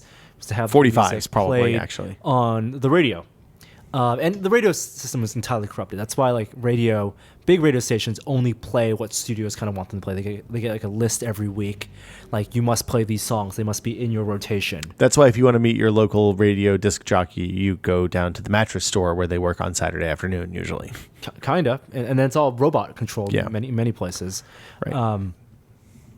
So with Pandora, they're arguing that they're paying way too much, or that it's really unfair because of the sound exchange thing, and the royalty rates are way too high. And musicians are getting money, which is great. It's great that musicians are getting money, but it's not like the same way that Spotify does it. Yeah, I was going to say, how does this Spotify- compare to Spotify and RDO and stuff like that? Spotify has deals with labels specifically. They don't use the broad, general, regulated royalty rate. Oh, so Spotify just pays X number of dollars to each of the big five labels. They say, "Hey, labels, we'll pay you. We'll make a deal with Universal, with Sony, BMG. We will pay you X amount for X song played." And guess what? The label say, "Fine, because we're going to take all the money." Yeah, and none of that goes to the artist. None of it goes to the artist, and they can get 60% of what, and it'll be cheaper for Spotify. Courtney But- Love should talk about this. But the problem with that is that there are so many labels, like small labels, and Spotify, I'm sure, has a team of people working with labels to get Right. songs on. But that's why you'll go on Spotify, and many of the songs won't be there because they just don't have deals. Especially like small with indie those labels. Yeah. While with Pandora, every song, if it's on a CD, they can They can play rip it. the CD and play it, and they just got to do the auditing and recounting and report at Sound Exchange and pay the rate. And it's up to Sound Exchange to send that money out to the artist because it's all part of the system. That's what they're paying them for. But 5%. the problem is that the royalty rates are really high, and Pandora argues that if they're not lowered, there just won't be internet radio. So why doesn't Pandora go and negotiate deals with the labels themselves? Because they want to pay the artists. Oh, okay. And they believe in paying. They're doing the right thing. Yes, So if you want to support artists, listen to Pandora, not RDO or Spotify. that is correct. So where does Groove Shark fall into any of this? Super legal. You know, I met someone earlier this year, I think, who worked at Groove Shark, and they used to be a massive team, and now they're like 4 people. Everyone left, but they kind of relaunched, and they're going totally legit. How did Groove Shark work? That was the thing where it was like Napster kind of, right? It was totally illegal. Yeah. It was totally. What was just- it? It was like Spotify, and that you can just pick what song you Yeah, wanted and but play there it. was no subscription rate, and I don't know Yeah. if they were even paying Right. royalties. They were just running out of some weird thing. Marco Arment launched a new app. He's the guy who makes Instapaper. We like Instapaper a lot. Marco is a little bit outspoken sometimes. We like Marco. Marco is he's definitely outspoken. He's one of those developers that you love to love. He's a character. Right, because he has actually stuff that's insightful to say, both about software development, about Apple in general. He's a big convert. I think he used to be a big Windows guy, but now he's all about Apple. He's big on design. He was a CTO of Tumblr Yeah. before he left. And a to do- founder of Tumblr, I think. before he did Instapaper full time. But he launched the magazine, which is kind of like the feature section of Instapaper, except it's curated now, and Yeah. it's his model for publishing. So you pay $2 a month, or maybe $2 a month to get 2 issues of 4 articles each. and so he is turning himself into a publisher. And then does he pay back to the creators of the articles or the people who own the articles? I think they're flat. They own the articles, the writers he work with. I'm not sure what. Oh, so deal is. he has writers working for him. Yeah, he is Interesting. becoming a publisher, Wow, I didn't know but that. publishing solely on iOS To apps. to this app called the Magazine, trying to get people interested into Newsstand and experimenting with Newsstand. And I don't know if this experiment's going to work. I would love to know because he's pretty transparent about his development process and the results of like Instapaper and how much like him experimenting with Starbucks and how much money he made from that deal. How much did he make from that? Not much. Yeah, I got to imagine. The WordLens guy, Helvetica, did that a few weeks ago too. Not WordLens, Word. The puzzle. The puzzle thing. Word Tower. Word. Spell Tower. Spell Tower. That's it. And I'm very interested to see what his success is like. So the Atavist is kind of doing the same thing. It was a thing started by, I want to say David Woolman. Is he the guy that ran off with the credit card, like disappeared for a month, tried to disappear for Wired last year? Is that his name? No, that's not him. No. I forgot the guy's name. I can't remember what his name is. Anyway, yeah. So they're doing a similar thing where they sell long format stories, long read stories for a couple bucks a pop. Evan Ratcliffe is who it is. Ratliff. Anyway, so that's interesting. It's the same kind of thing. I'll be interested to see how that goes. I'll have to subscribe to that and see what a couple issues look like. The last thing is Ryan Johnson, the Looper guy. Mm-hmm. He directed Brick, which is one of my Bloom. I love Brick. If you haven't seen Brick, you should watch Brick. Brick's great, you know. Brick is the kid from 30 Rock from the Sun, who is now known as Third Rock from the Sun. Third Rock from the Sun. 30 Rock. 30 Rock from the Sun. Boy, that would be great. It would be Tina Jiggle. Fey and Alec Baldwin and the dad John from Lithgow. Footloose and Kristen, what's her name? So it's a noir set in a high school. It's a weird mashup, and it works much better than it should when you describe it to people. So it's on Netflix. You should watch that. But Looper is the movie that's out now, and he did something that it's so clever. I don't understand why people haven't done it before. He released a commentary track for the movie online after the movie came out, a week after the movie came out. So people who like the movie could download the commentary track and go back to theaters, rewatch the movie, but put on their headphones and listen to the commentary track. I mean, it's similar to like riff tracks, right? Well, except for riff tracks is usually after the DVD comes out. Yeah. They encourage you to do it at home. Here, he's encouraging you to go into theaters and rewatch, pay another $10, $12 to watch the movie. $15. Yeah. It's not in 3D. Oh, okay. Would you guys ever do that? So I'm of two minds about this. I would have done it if he didn't already do a great Q&A online this week where he answered all the questions I had about the movie. Like on an the AMA? IO9? Yeah. So I really like the idea. I like the idea of going into the theater and watching a commentary and kind of a communal experience with a bunch of people around you. Because some movies, like watching Cabin in the Woods or something like that, I'd much rather watch that out with a big group of people around me than watch it by myself in a hotel room, which is, I think, how I ended up watching that movie. Wait, what do you... Like, some movies are better experienced in a theater, right? Many movies. Most, I would say, even. Yeah. On the other hand, if I was going to watch this movie the first time and some jackass was sitting next to me with their $5 Apple earbuds on and they were leaky sound, so I was hearing like this constant chatter in my ear of something else, I would be super bummed out and probably pretty pissed, actually. Yeah. Like especially if that person was always like looking at their phone, the screen was coming on, and they were pausing or trying to get to the right place or whatever. Like I would now apparently You only have one chance to get it right. Yeah. So that's the way the riff tracks, like the brilliant way they do it is that there's like special audio cues. Like they'll start and they'll go, when this cue happens on screen, that's when you should hear this or press play or Yeah, something. they sync it up. And And they'll give you opportunities, a couple times through the movie to sync it up in case you pause. Well, so you don't need the pause option in the Looper soundtrack and the Looper commentary. The bigger problem, I think, is the leaky headphones more than anything else, because I think that. So where are your earbuds?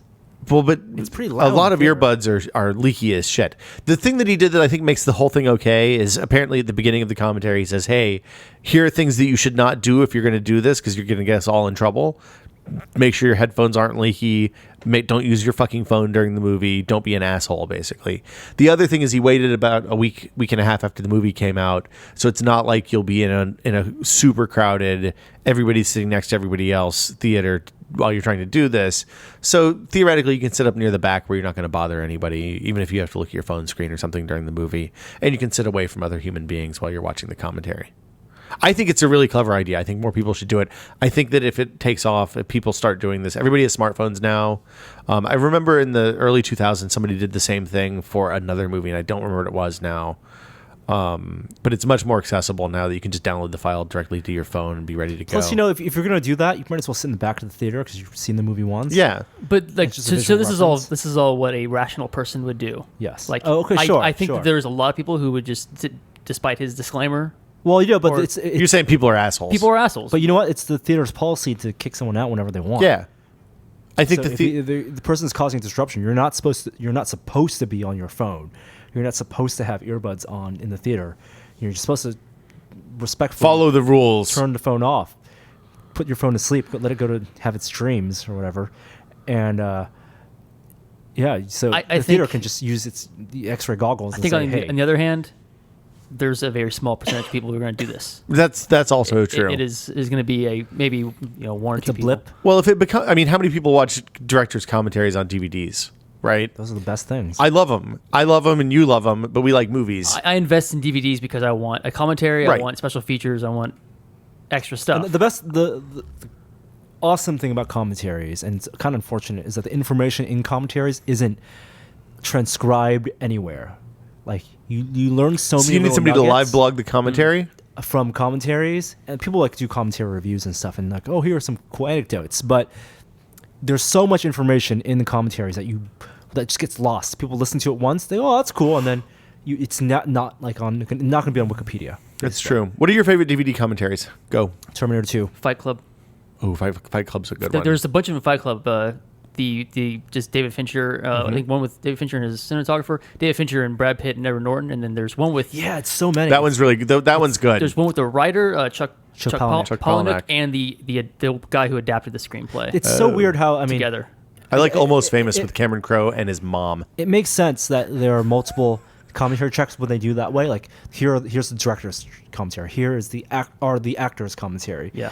But sometimes the actors one was just like a mix of like when they recorded at different times. And it was just like floating Those are voice, terrible. I've never floating heard those. voice. Yeah, they have to floating all be in the voice. room. Yeah, they need to have a conversation. And then here's like a cinematographer / like the technical commentary. It's like a The podcast, screenwriting one. but timed to a movie. Those are the ones I like. Yeah, it's like there's like film schools almost. Yes. in a commentary track. Yes. I don't like the ones where the actors record them separately. No, I've never heard this. Is there? Do you know? It was the thing they did early on. Oh. Or Or sometimes you get Arnold Schwarzenegger talking about Total Oh Recall. God, Total Recall! It's such a good commentary. Always I punch that guy. Yeah, I'm gonna shoot that guy. Oh, that was funny. I said something funny. It's funny because it's not actually. Yeah, he's describing the movie. It's the best thing ever. really the Total Recall one? You should Oh, watch the yeah, Total Recall. There's a supercut by Oh my god, Cal? Cal. Yeah, really? Cal did a super. Like our Cal? Yeah, our Yeah, Cal. it Oh, went Buzzclick. huge, too. I've heard it like everywhere. Yeah, nice. it was spread around. I will quite a check bit. it out. I think Terminator 2. Not only is it my favorite commentary, having thought about it more, I think it's my favorite movie of all time. Terminator 2? Say that's a different conversation for a different day. Huh. Terminator 2. I think not the best movie of all time. Your favorite movie? I think it's my Indiana Jones. So I watched Terminator 1 and Terminator 2 a couple weeks ago, like back to back.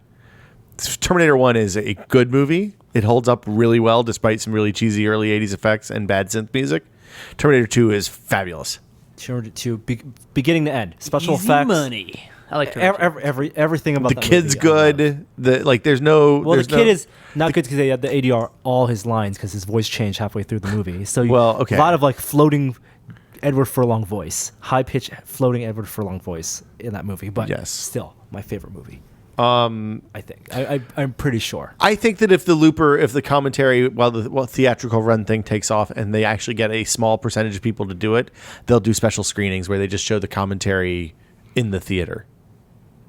Like that's the right way to do this. Is that you pay $10, you come back on Saturday morning. At that point, studios gonna want a cut. I guess they're getting the money. they're getting anyway. the cut anyway. Yeah. $10 to watch a commentary one time. I sounds I crazy, can't imagine this- doing it. Yeah. But I mean, like, here's the thing though. There are certain movies I would have done that. I would have done that for The Matrix immediately. I would have turned around and walked out of the theater and gone right back in again, watched the commentary track if that had been an Maybe option. the third time. Maybe the third time, yeah. The Inception, I would have gone. I saw that twice in theaters, and I would have gone back and watched that again. It also depends on the director. It does depend on how the commentary is. That Brit commentary is really good that he did for the first DVD release. It's quite entertaining, and that's one of the things that I miss. Getting a lot of movies from Netflix and Apple TV. I think we and did a stuff like Total that. Recall screening with the Arnold commentary. You could sell tickets to that, and people would have a good time. You think so? Yes. This is where I went to the. Yeah. Okay. Good enough. Anything else for news? I think we've covered all of our bases here, and more. I'm gonna play some music, and then we'll talk about what we've been testing.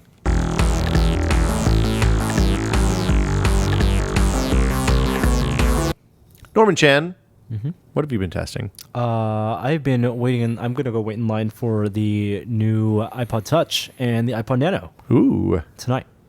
that's not testing anything. That's Well, intent to test. Yeah, that is my intent. Good talk. I've been testing the Kindle Paperwhite. I think that video is going up Monday, maybe. Is that right? It's really good. It's the best Kindle they've made. Like, they've consistently, with the e-ink Kindles, Did they gotten ever, better every yeah. year. So have they ever made a Kindle that wasn't the best Kindle? I think the Kindle Touch, the first one, it was not. I think that the. But they offered a non-touch. I think the non-touch one was better than the Touch last year. I mean, I said that at the time too. I told you to buy the non-touch one. I think it's a fabulous, fabulous device. Yeah, I don't feel like I'm missing out on. See, No. this is the problem with Apple reviews and people who are who get really flustered over the media criticism of Apple reviews. Yes, every Apple iPhone has been the best iPhone ever. And that's a hard thing to do. It is, If you think about the number of sure. products that they've consistently iterated on an annual because basis, it's every year. yeah, and made better every time, that is a very difficult thing to You do. could argue that 3G was a piece of crap. The iPhone 3G? iPhone 3G. I could argue that the 3G and the 4 were both bad. No, I think the 4 was excellent. I think the antenna problems in the 4 were a real problem. I think the antenna problems on the 4 were a little overblown. Anyway, They were there. This is a conversation we had 2 years ago, and I don't want to revisit. But the idea that yes, they get better every year, and that yes, the new iPhone is, maybe not better in every respect, but if you had to pick one or the last year's one, the new one is better than the last year's one. For example, the 4S and the 4. The Yeah. 4S is a better phone than the 4. Yes, unequivocally. Yes.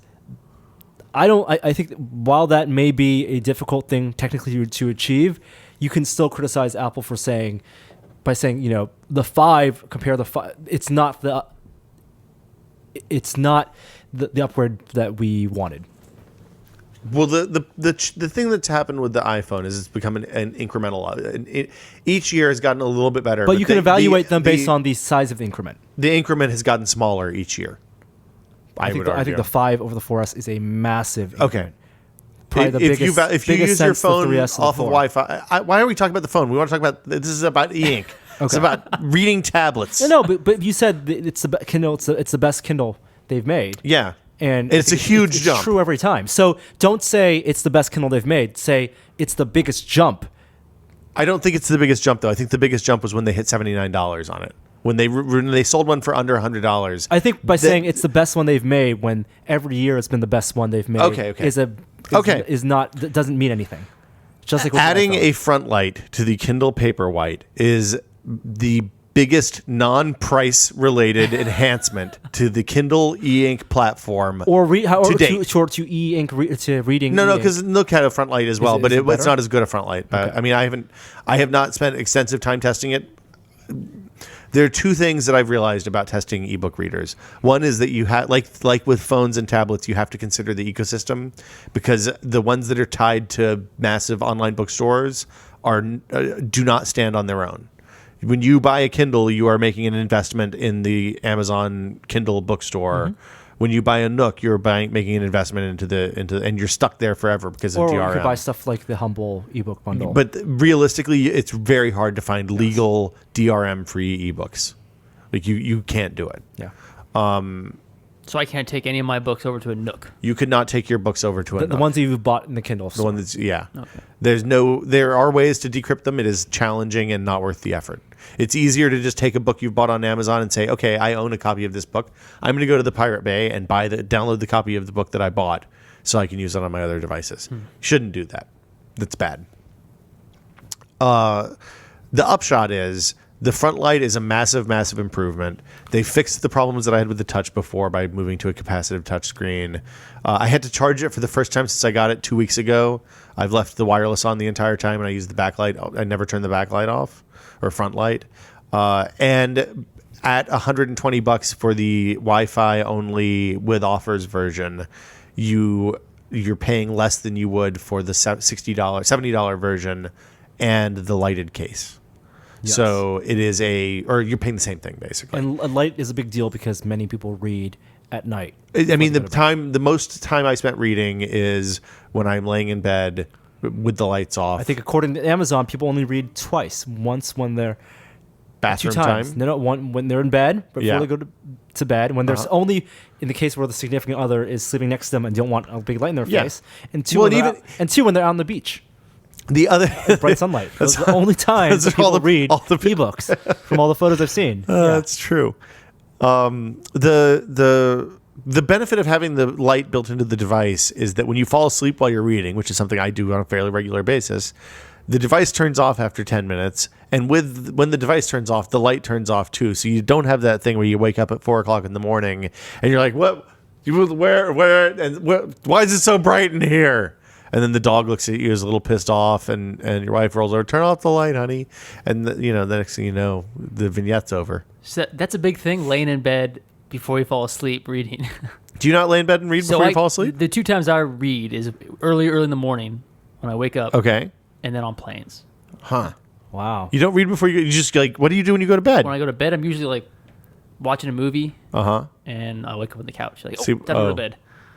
Oh, so you fall asleep in the living room Like and then just migrate. Most of my... Don't you have to let Lucky out? Well, we take him out like...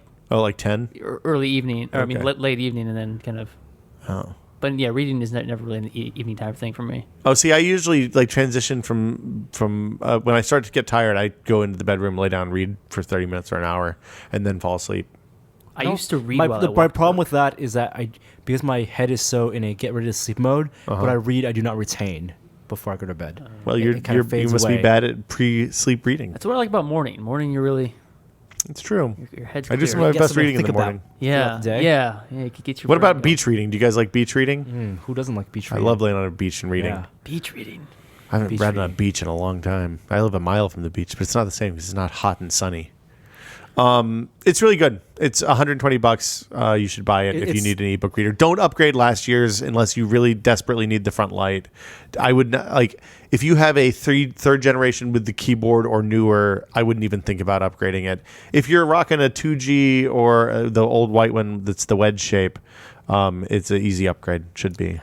I don't know how they're going to keep on selling Kindles. I don't think they care. I don't think they care. They Make it want better. maintenance. Yeah, make it better. When it Get it breaks, cheaper. replace it. When it breaks, they'll buy. People make it affordable to buy a new one as opposed Yeah. to having it sent in. Make it easy to gift, and once people have it and they like it, they'll start buying books. And there's two things that are going for the Kindle. It's a really nice gift especially for people who, I mean, only if the person you're giving it to reads. If they're functionally illiterate, it's probably a bad gift. But you give a book, you give a Kindle. There's no kind of like subscription fee or anything goes with that. You can give them a couple of books or a gift card or whatever so they can buy their own books. That's nice. They also have all the free books that are available. The other thing is that it lasts for a really long time. Like an ebook reader at this point should last for many multiple years before you feel the need to upgrade. And they're pretty indestructible. I mean, I'm sure you can break them if you sit on them or run a car over them or something like that. But if you take reasonable care with it, then it should last for a very long time. So yeah, I think it's a good device. We also got we've had the GoPro Wi-Fi backpack for the GoPros in for a long time, and they just released the iOS version of the app for those. And the way that works is you connect your iPad or iPhone to the to this. Well, first off, there's a little tiny backpack thing that hooks on the back of the Square GoPro camera. You put a different back on the waterproof cases or whatever. And this is the slot where you can either put the backpack, which is separate accessory, You can put a screen, or an LCD screen, which is not great, or a bigger battery, or a bigger battery. Yes. There's a couple other things too, I think. But so don't buy the screen, buy the backpack, and then use the remote viewer. Well, so we don't know about that yet because the battery is going to be a real test on this, I think. Well, if you're just using it for not like streaming, but for If you're using it to just monitor, a frame, yeah, just to frame your shot. that's true. So the way it works is you can use it comes with like a button remote that you can click on, like a lanyard that'll pair with the Wi-Fi backpack. If you want to use your phone though, now you update the firmware, you connect to the Wi-Fi hotspot that the phone that the camera makes, and then you run the app on your phone or your tablet, and you get a live feed of the video across Wi-Fi that comes out of the thing. It's maybe a half second behind, I would guess. More than that, I think. Maybe up to 2, yeah, but no more than that. Yeah. And you can start, stop, change settings, all that kind of stuff from inside the app on the phone. Can you connect the physical remote to the Wi-Fi backpack and the GoPro? And I don't think you can do both at the same time. Changing settings. Yes, That sounds awesome because the setting sucks. on the GoPro is horrible. Yeah. You're going through a mimic of the which the is why the Wi-Fi settings. backpack, even though it adds a little weight to it and drains a little battery, is going to be very useful. The awesome thing that you are supposed to be able to do with it, though, we have 3 GoPros or 2 GoPros. 3. So we should be able to get 3 Wi-Fi backpacks, hook them all up to the same network, and then control them all with one app. So we can start or stop them all or individual ones at any given time. You can use them to take photos, you can record video on all 3 at once. That's what GameStop did with their GameSpot did with their That's exactly cosplay right. circular. They had problems getting it to But work, they had though, I think. signal problems because they had to space them far apart, or the signals would kind of interfere with each other. Yeah. So that's a thing that's out now. If you have GoPros and a Wi-Fi backpack, you should try that out. We'll test more. I've got to get a couple more so we can test all 3 at the same time. But we'll do that in the not too distant future and do a quick look because I'm interested to see how that stuff works. And then the last couple of things, Joe, you're doing a lot of push-ups these days. I am. My arms are tired. How are you feeling? We haven't done push-up. We only did 1 set today. Yeah, I'm your trainer, Joey. I took yesterday off. And Gave yesterday off. Today. Tomorrow it's gonna be. We're 3 sets behind. Can you use 3 sets to make up for it? I can't do 3 sets. Right now I'm at 40 an hour, and that's not. How's that going? It's rough. So why are you doing push-ups, Joey? Because apparently I am doing 1,000 push-ups for You said for the kids. the kids. You committed to something really foolish. Guns for kids. Guns for kids. No. Joey's No. Guns for kids. Yes. So Oktobercast is coming up October 26th. We're going to be here all 24 hours starting at 6 p.m. Pacific time. Norm, Gary, myself, Joey. We have a bunch of guests lined up. We'll be podcasting for 24 hours and asking folks to donate money to Child's Play, which is one of our favorite charities. They're good. Joey's doing push-ups.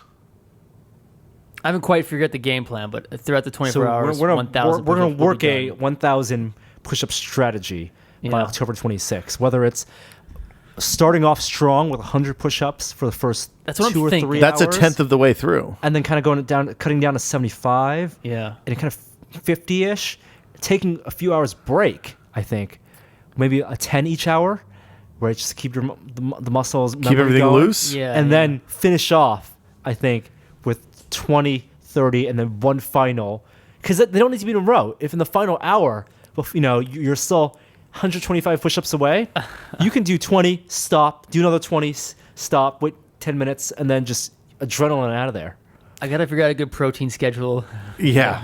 You need to eat a lot of protein. So I've been collecting. Explain what the legitimate push-up is according to the rules. Legitimate push-up is arms at shoulder width apart and not super wide, not Nope. super close. It's difficult to do. They work on different muscles, and also bent so your arms, your elbow is bent 90 degrees. So you don't have to come down and touch your nose to the ground. You do not need to. No need to show off. Okay. No one hand clapping. None of that clapping behind your back business. None of this one hand No, or nonsense. Mine will be sloppy. I'm gonna admit Sloppy that. is fine. Okay. As long as the push-ups are done. It'll be on video also.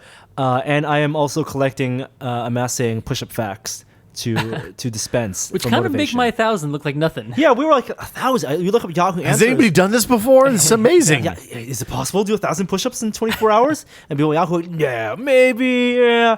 And then you look up push-up facts, and Apparently most done in is. an hour, 10,800 and In an hour? 10,800. No way. In an hour? No, an hour was 10,800. Yeah. The most done in 5 How 10 many? minutes. There's 5 minutes 3,600 was seconds in an 544. hour? Yeah. So that's Push-up every 3 3 push-ups a second? No, a push-up every 3 seconds. 10,000 an it was a hour very quick.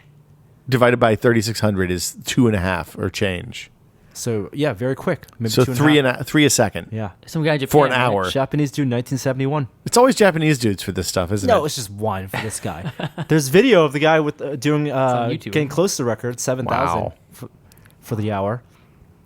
So 1,000, then you shouldn't be too hard. Yeah. No, you should knock that out. 24 You should just do it the first 24 hour. hours. You're done. You're out. You can rest. Wait, maybe it's I think it was 10,000 in a day, It's- dude. No, it's 10,800 3 a second is is the best insane. nonstop. Although that's far away from the next best, which is I think done in the 80s, was 7,000 in an hour. Do they test these guys for steroids? I don't think steroids really matter for this. I think it would help. You I should think take steroids, body Joey. weight, the weight of your body helps a lot. If you have strong arms, strong chest, but no body weight, then just you put can yourself do. up really easy. Yeah. I'm curious as to how this is going to affect my body because I want to get like I want to get just curious. rock. I'm curious about Take my some body before and after transformation. pictures. I have a feeling that my chest is going to become like rock hard, but I'm still going to be kind of flabby and like Well, but like doing push-ups hits you a little bit in the core because you got to maintain the plank, basically, and maybe you know, yeah. But there's a little bit of stuff happening I want elsewhere. to see like a Your slow-mo toes. camera hit my stomach, watch the jiggle, and then just stop. Like hit a brick wall right at the chest. Okay. So can I'm make curious it to see how that this is going to play out. So we'll figure out a way for people to pledge. If you want to support Joey in his insane quest to do 1,000 push-ups in 24 hours, I think we're going to look for Push-up-a-thon. per push-up pledges, so that if Joey wusses out at 500, you have to pay half price. It's a bargain. No. I Maybe think we'll get guests to do push-ups too, like support Joey by doing push-ups along with him. Guns for kids. Guns for kids. that's the one. That's the hashtag. Guns for kids. Aren't push-ups really a chest exercise though? Yeah, mostly chest. So I think it's not- secondary is the Okay. tricep. Good talk, guys. Pecs for kids. That's even worse. It's much That's worse. kind of It's horrible. Don't say that again. And we're painting, so that's the other thing we're doing. We went to Lowe's. We got some paint. We looked at brick backgrounds. I've been testing this Fitbit Zip. Now we've also started the way off. Well, we didn't get much I forgot many hashtags. The Withings. You, Withings. you have the Withings. I have the Fitbit Aria. The Fitbit Yeah. Aria does not have an automatic weight tweeter. Yeah, it does. You have to do it from this. You have to do it from the app. From the app, it will tweet once a week your stats. But I do not know. It has not just tweeted set it me. to do that. I have set it to okay. do that, and it has not tweeted my weight yet. I tweet on Sunday mornings. So if you want to see how much I weigh, check into Twitter on Sunday morning. 25 pounds ago. 25 pounds, 24.7. We lost 1.5 pounds last week. It's pretty good coming after New York. I'm Yeah, pretty good pleased with job. myself. Thanks, Joey, for your chuckling support. Fluctuate 2 Norm's pounds a day. derision. Right, that's the thing is if at some point you're going to see me weigh myself and then come back like 15 minutes later, weigh myself again. You'll know what happened. Yeah.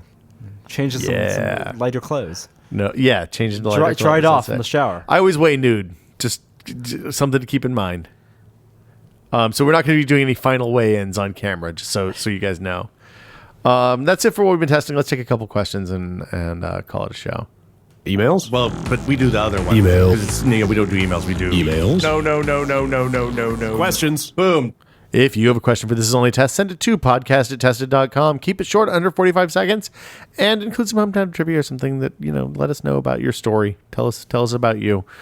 Here's our first question. Hello, my name is Matt, and I'm from Villa Park, Illinois. Some hometown trivia. Villa Park is the site of the original Ovaltine factory. Ooh. Drink your warm chocolatey Ovaltine. Alas, that factory is now condos. Now my question concerns Windows 8. I have the release preview on our secondary PC at the moment, and I'd like to put the retail version on it when the time comes. I just want to see where they're going with this. However, I have a couple of options for upgrading. I could just get the OEM and do a fresh install, or I could do a fresh install of the full copy of Vista I have lying around. then either upgrade that to Windows 7 and then to Windows 8, or go straight from Vista to 8. That way would save me some money, but I know in the past it's been better to do a full install of Windows instead of an upgrade. What do you guys think?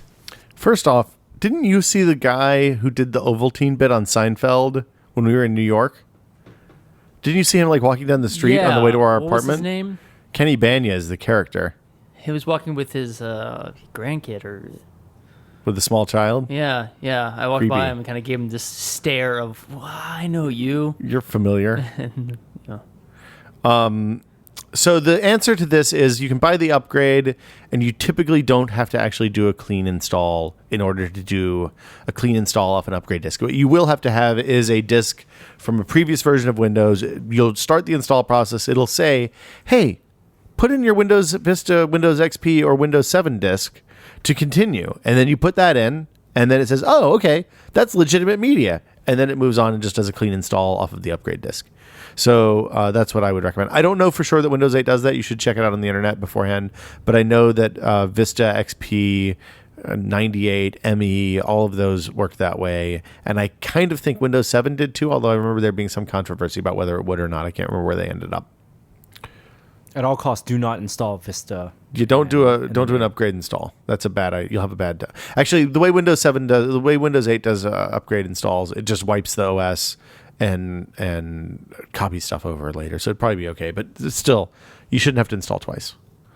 And our next question is labeled "Tested Question." So clever name. Hello, Tested Crew, Will, Norm, Gary, and guests. I'm Andrew from Washington, D.C., by way of Erie, Pennsylvania. I have some hometown trivia. Both Washington, D.C. and Erie, Pennsylvania were laid out by the same surveyor, Andrew Ellicott, who worked with Pierre Lafont to lay out D.C. I have a question regarding CPU and GPU temperatures. I've built my own gaming computer similar to the ones you've helped Gary and Jeff Gersman build, and I was wondering what you'd consider to be normal CPU and GPU temperatures. I've noticed in both your builds for Gary and Jeff that you didn't choose aftermarket coolers and instead stuck with the stock coolers that came with the CPU. Other than when overclocking, when would you consider it appropriate to get an aftermarket cooler? Do you think that moderate CPU temperatures will shorten the lifespan of your hardware? Do you each personally have any aftermarket coolers installed on your personal gaming machines at home? Thank you in advance for your answers, and always be testing. You want to take this one, Norm? Yes. I don't know the exact temperatures. You can look it up on Intel's site or AMD's site. They have a database of what the There's appropriate some really operating good temperatures forums. are. People freak out about that stuff all the time. I find that the chassis temperatures, and you can improve that by just having better fans and wiping out that dust once in a while. I don't ever look at the temperatures of my PC at home. It's worrying, probably. The PC is the hottest thing in my room. I just don't. I find it's better to not know. I did not realize how much dust. There's a lot. I had a huge problem with my video card. I think you recommended just. And that fixed it, right? Yeah, and I got the dust off, and all of a sudden I watched my temperatures just drop. Well, so you use Windows on a Mac Pro, right? Yes. So those are really holy, and they don't have any filters. If you have a PC that's relatively sealed, you can put like a Swiffer or something in front of the fan. Just tape it on there inside the bezel. It won't work on the Mac because of the way that the case is designed. But just having filters on the intakes for my case means that I hardly ever have to blow dust out. Wow. I mean, I've been using the same machine for almost 3 years now. No problems. We use stock coolers for Jeff and Gary because it was cheap, and Intel stock coolers have gotten pretty good. I think when we built those PCs for them, it was before Sandy Bridge. They're the copper core aluminum fin coolers. It's a standard thing they've been using with a couple of variants. Yeah, I use a self-contained water cooling kit for my CPU. For noise or for loudness? For power? For both. Okay. And I use a Corsair one. They're all kind of made by the same company. I think those are great. If you are not comfortable with those, because you do have to still attach a radiator on the side of your case, and sometimes you don't know the best way to do that. It's hard to do. The Cooler Master, I think 616, was excellent for the longest time. So I have a Cooler Master V8, which is a big, ridiculous, oversized thing that I just got because it was $20 at Fry's or Central Computer or something when I needed a new CPU cooler. I have it set on the lowest possible fan setting because that's all it needs to keep it running at a temperature that's appropriate. And yeah, I mean, for me, the question about changing CPU coolers has to do with whether you have to take the motherboard out to replace them. Most of the big aftermarket coolers, you have to take the motherboard out or have to have a hole in the back of the motherboard that's the appropriate size to bolt something onto the back. That's the worst thing. That sucks. Yeah, taking the motherboard out to get the plate in the back. Yeah. Yeah, I mean, not like. So I'm at a point now where I would much rather have a quieter machine than a really fast machine. So I'm more likely to run things slower and sacrifice performance for temperatures. That said, running your stuff overheated will definitely decrease the lifespan.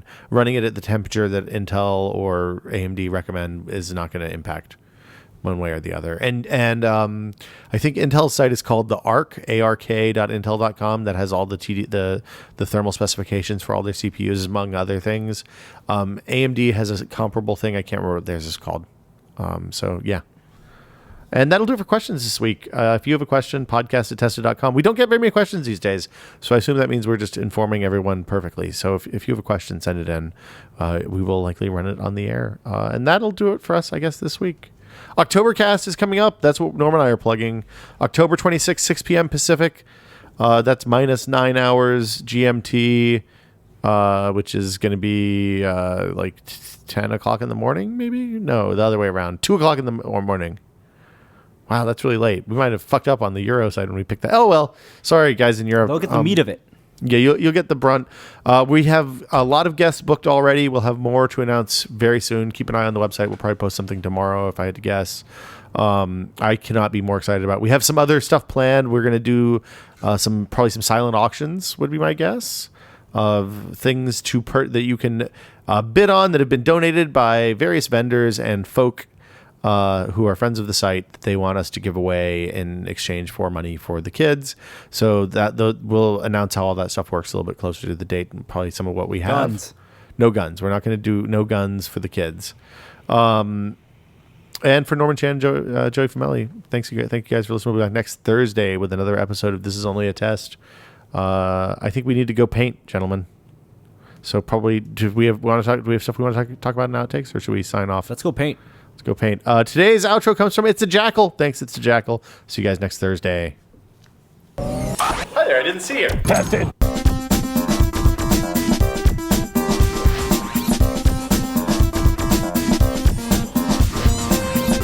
You already gave up here. You wasted your wish. I didn't waste my wish. Tested. Never waste your wish. I don't remember what that's from. Don't waste your wish. Gonna waste your wish. Can we talk about the bits and the bytes? I wish. Once you start saying "I wish," no. once you say "I wish," that is the official genie rules for when your wish begins. You can't go 1,000 "I wishes. wish," and then if you want to stop saying before you finish your sentence, you can't say anything. I wish for more wishes. I wish I had 1,000 You wishes. cannot wish for more wishes Why not? because the subsequent wishes, the genie only has power to actually grant one wish. By wishing for more wishes, you can have wish in the lowercase sense, so you could hope for things. So yeah, if you capital W wish for wishes, your additional wishes will just be meaningless. I hope to have these. These sound like Robin Williams rules. I wish for hope. That's exactly what you're saying. If you I wish that I was a wishes. new person so that I would have new wishes. If you, the genie will just grant you the ability to be imaginative and to have hope, to have wishes, but also maybe to have a miserable life so that you would need to have wishes. I wish that the genie would have the power to grant me more wishes as my second wish. My third wish. What? No. See, if will be wishing for more wishes. If you wish for the genie to have more power to grant you multiple wishes, just because he has the capital capability to do it, doesn't mean that's my second wish. And my third wish. But you only get one wish. No, you get 3 wishes. You only get one wish. 3 wishes. 3 wishes is That's Disney rules. That's Disney rules. bullshit? Yeah, exactly. Yeah. Oh man, I want to be a prince. But the wish is always a double-edged sword. I wish. What would you wish I for? wish for you to be free. Joey wishes the podcast was over. I wish. What do you capital W I wish? was the genie. No, you don't want to be a You genie. don't want to be a trapped. genie. The rest of your life, all take it you back. can do is grant Too wishes. late. You're the Take it genie. back. Norm, rub Joey and ask for a wish for something. Rub Joey, Norm. Rub Joey, Norm. No. Norm, rub Joey. 10 seconds. Wish countdowns. Mass Effect rules. What? If we get at the end. I wish to be rubbed by Norm. I wish that I never had to wish for anything again. All my needs are fulfilled. The interpretation. See, the genie is the master of semantics and technicalities. The best wisher is a lawyer. The lawyer's wish is going to be like a extemporaneous like legal document which will go on. The lawyer's wish is going to be to wish for some sort of elaborate filing system and a better hourly billing technique. What are you going to do to celebrate the Giants win tonight, Norm? Prepare for the NLCS? Make some black and orange cocktails. I don't know. What's a black? Well, Oktoberfest or Oktoberfest. Oktoberfest beer. Drink some Oh, yeah, Oktoberfest beer. A lot of There's still some I around. do like beer. pumpkin and everything. Did you know there is a race that goes on every year around the fall? So the fall is the season of the pumpkin. Basically, Well, it's because it's when they're ripe it's the and you time- can harvest them. And it's orange is the color of the fall, and leaves turn orange, and basically you put pumpkins in everything. Hi, I'm a pumpkin. Put me in everything because it's the fall. Well, they're cheap. Pumpkin all your futures. lattes, all your pies, all your. I don't believe in the pumpkin spice latte. Well, you don't have to. It's still out there. I wish that there was no more pumpkin spice lattes ever. That is a good wish to be had. Yeah. Very specific. There is a water race every year, annually, where that's what every year means, and where people race in giant pumpkins. They hollow out Wow, a really? 500-pound pumpkin They make a boat out of a and pumpkin? they make a boat out. And there is technology, and not only. Why are we not it's a covering this? paddling race. So you paddle. I don't know if the paddle's made out of pumpkin. The paddle can't be made out of pumpkin. Where is this? Where does this Cinderella. happen? Isn't that I think it's in the East Coast. Cinderella? Yeah, Cinderella is a pumpkin Giant pumpkin wagon. carriage. Pumpkin carriage, but that was a magical pumpkin carriage. The pumpkin turned into a carriage. So wait, these ones aren't magical? These are just giant pumpkins that they hollow out. So I have never wanted to go participate in something more in my life. the best thing, though, because it's kind of like funny to imagine, kind of drunk guys paddling a pumpkin, pumpkin's kind of tipping over and stuff like that. Yeah. But no, these people take This it is seriously. perfect. There are pit teams for these guys, and so before the race starts, as the guy is lowered into his carved out pumpkin, because the pumpkin. Do they seal it up so that it doesn't tip No, over? you are inside. How do the they keep it pumpkin. from spinning around? Well, here's the thing. Okay. Because the pumpkin, once it gets in the water, it starts disintegrating. You can't have the pumpkin in the water for too long. I assume Your you have, boat like, 45 has minutes. a limited lifespan. Like once you bump some rocks and stuff, shit gets real. But weight also matters. And So is this a lightest man so situation? they carve the pumpkin in a way to improve the water going past it. Oh, so they carve off the outside part. And they also, if you're in the pumpkin and before the race starts and you're tipping one way, your balance isn't right, they'll trim off parts of the pumpkin. Your pit team will trim off pumpkin Pumpkin Wow. pit team. to help accelerate your boat. I want to go do this. Where is this? I think it's in like New Hampshire or something. Oh, it's too far. Sounds like something New Hampshire would do. When I was a kid, they used to have this thing on. So, I'm from Bristol, Tennessee, which has two things well of aware. note. Yeah, I know, but I just maybe there's new viewers. But that's unlikely. I know. But it is the home of the world's fastest half-mile oval, the Bristol International Speedway, where NASCAR races, and it's home of the second largest earthen dam in the world, the South Holston Dam. Dam's a river, and the river runs by my house, or my parents' house.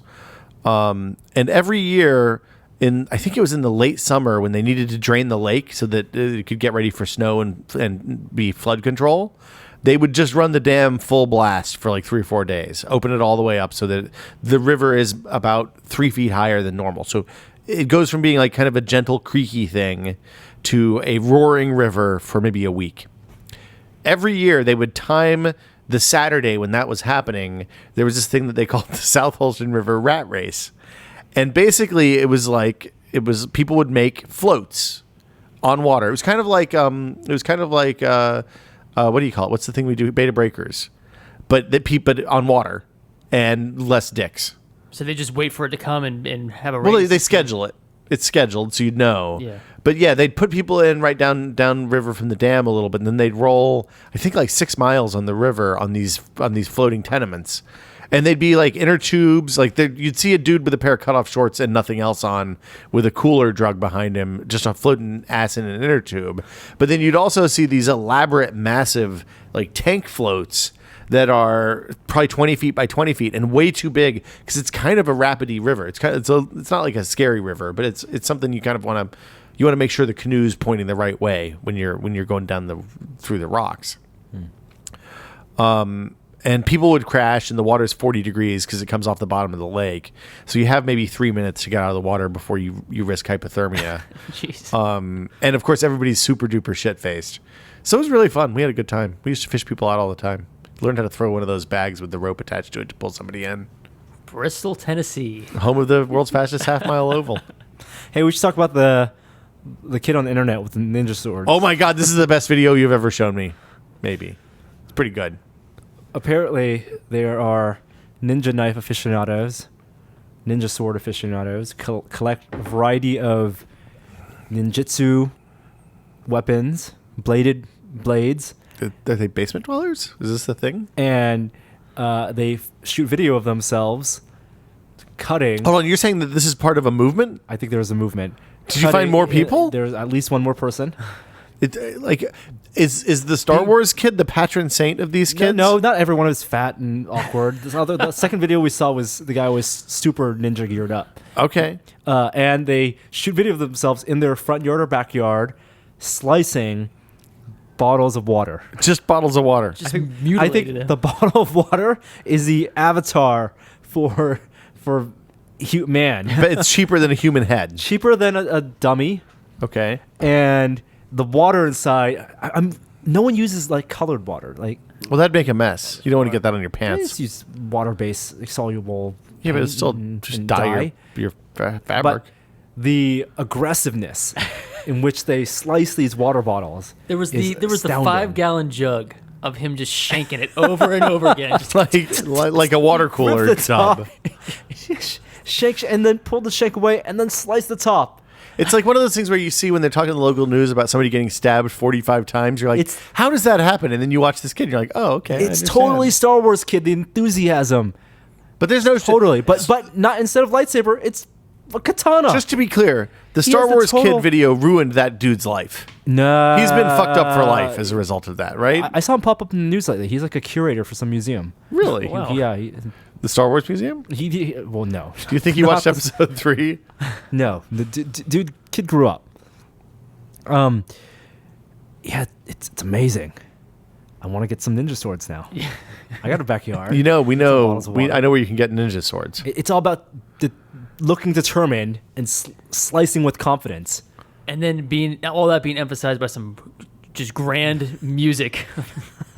It's like the old skate videos, right? Put on some punk music, some rock music, and a montage of skate tricks. But it's Well, it's usually just like a of- bunch of kids doing ollies and kind of wiping out, or grinding off of a rail and wiping out. That's the amazing. extent of your skateboard knowledge. Yeah, that's what I got. Just the one kid who has a half pipe in his backyard, but the plywood's not thick enough, so you go up, get a little bit of air, come down, go straight through the corner of the half pipe. You That's know, bad. Jamie did an AMA over the weekend. Oh yeah, I forgot about that. Jimmy did a Reddit Ask Me Anything, and he answered one question. The question everyone is asked: would you rather fight a duck-sized, One horse-sized duck, horse-sized duck. or 100 duck-sized horses? We've covered this. We've answered it, and the quick response is, of course, you want to. Unless if you don't love life. duck-sized horses. Yeah. Because miniature horses, you can kick them. Well, they can kick you, but they're relatively impotent. They're so small. You can easily just kick their kneecaps. A duck, on the other hand, that's the size of a horse. Horse-sized duck, though, a massive duck, is kind of scary. It's like the duck in Batman Returns, Come Alive. A 7-foot duck is a terrifying thought. Yeah. Yeah. Jamie actually chose a 7-foot duck. He's the only person in history I've ever seen There will be choose. some interesting engineering challenges to defeating the horse-sized duck. Besides, he says, Yes. fighting a 100 duck-sized horses would be really boring. Legally, I don't think you can use that. I can't use the voice? You can't Oh, use okay. the voice on Don't tell our anybody. podcast. Well, I'll just beep that out. Yeah, so duck-sized horses. Yeah. He's crazy. Is You can, the check out his takeaway. AMA. We'll have to do a video where we ask him about his strategy for fighting a horse-sized duck. Maybe we can get him to build a machine.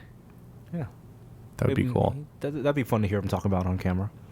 I'd be interested. Okay, anything else? No, we gotta go paint a wall. Two paint. walls. Yeah, I gotta paint and do video. Painting walls, so fun. Bye, guys.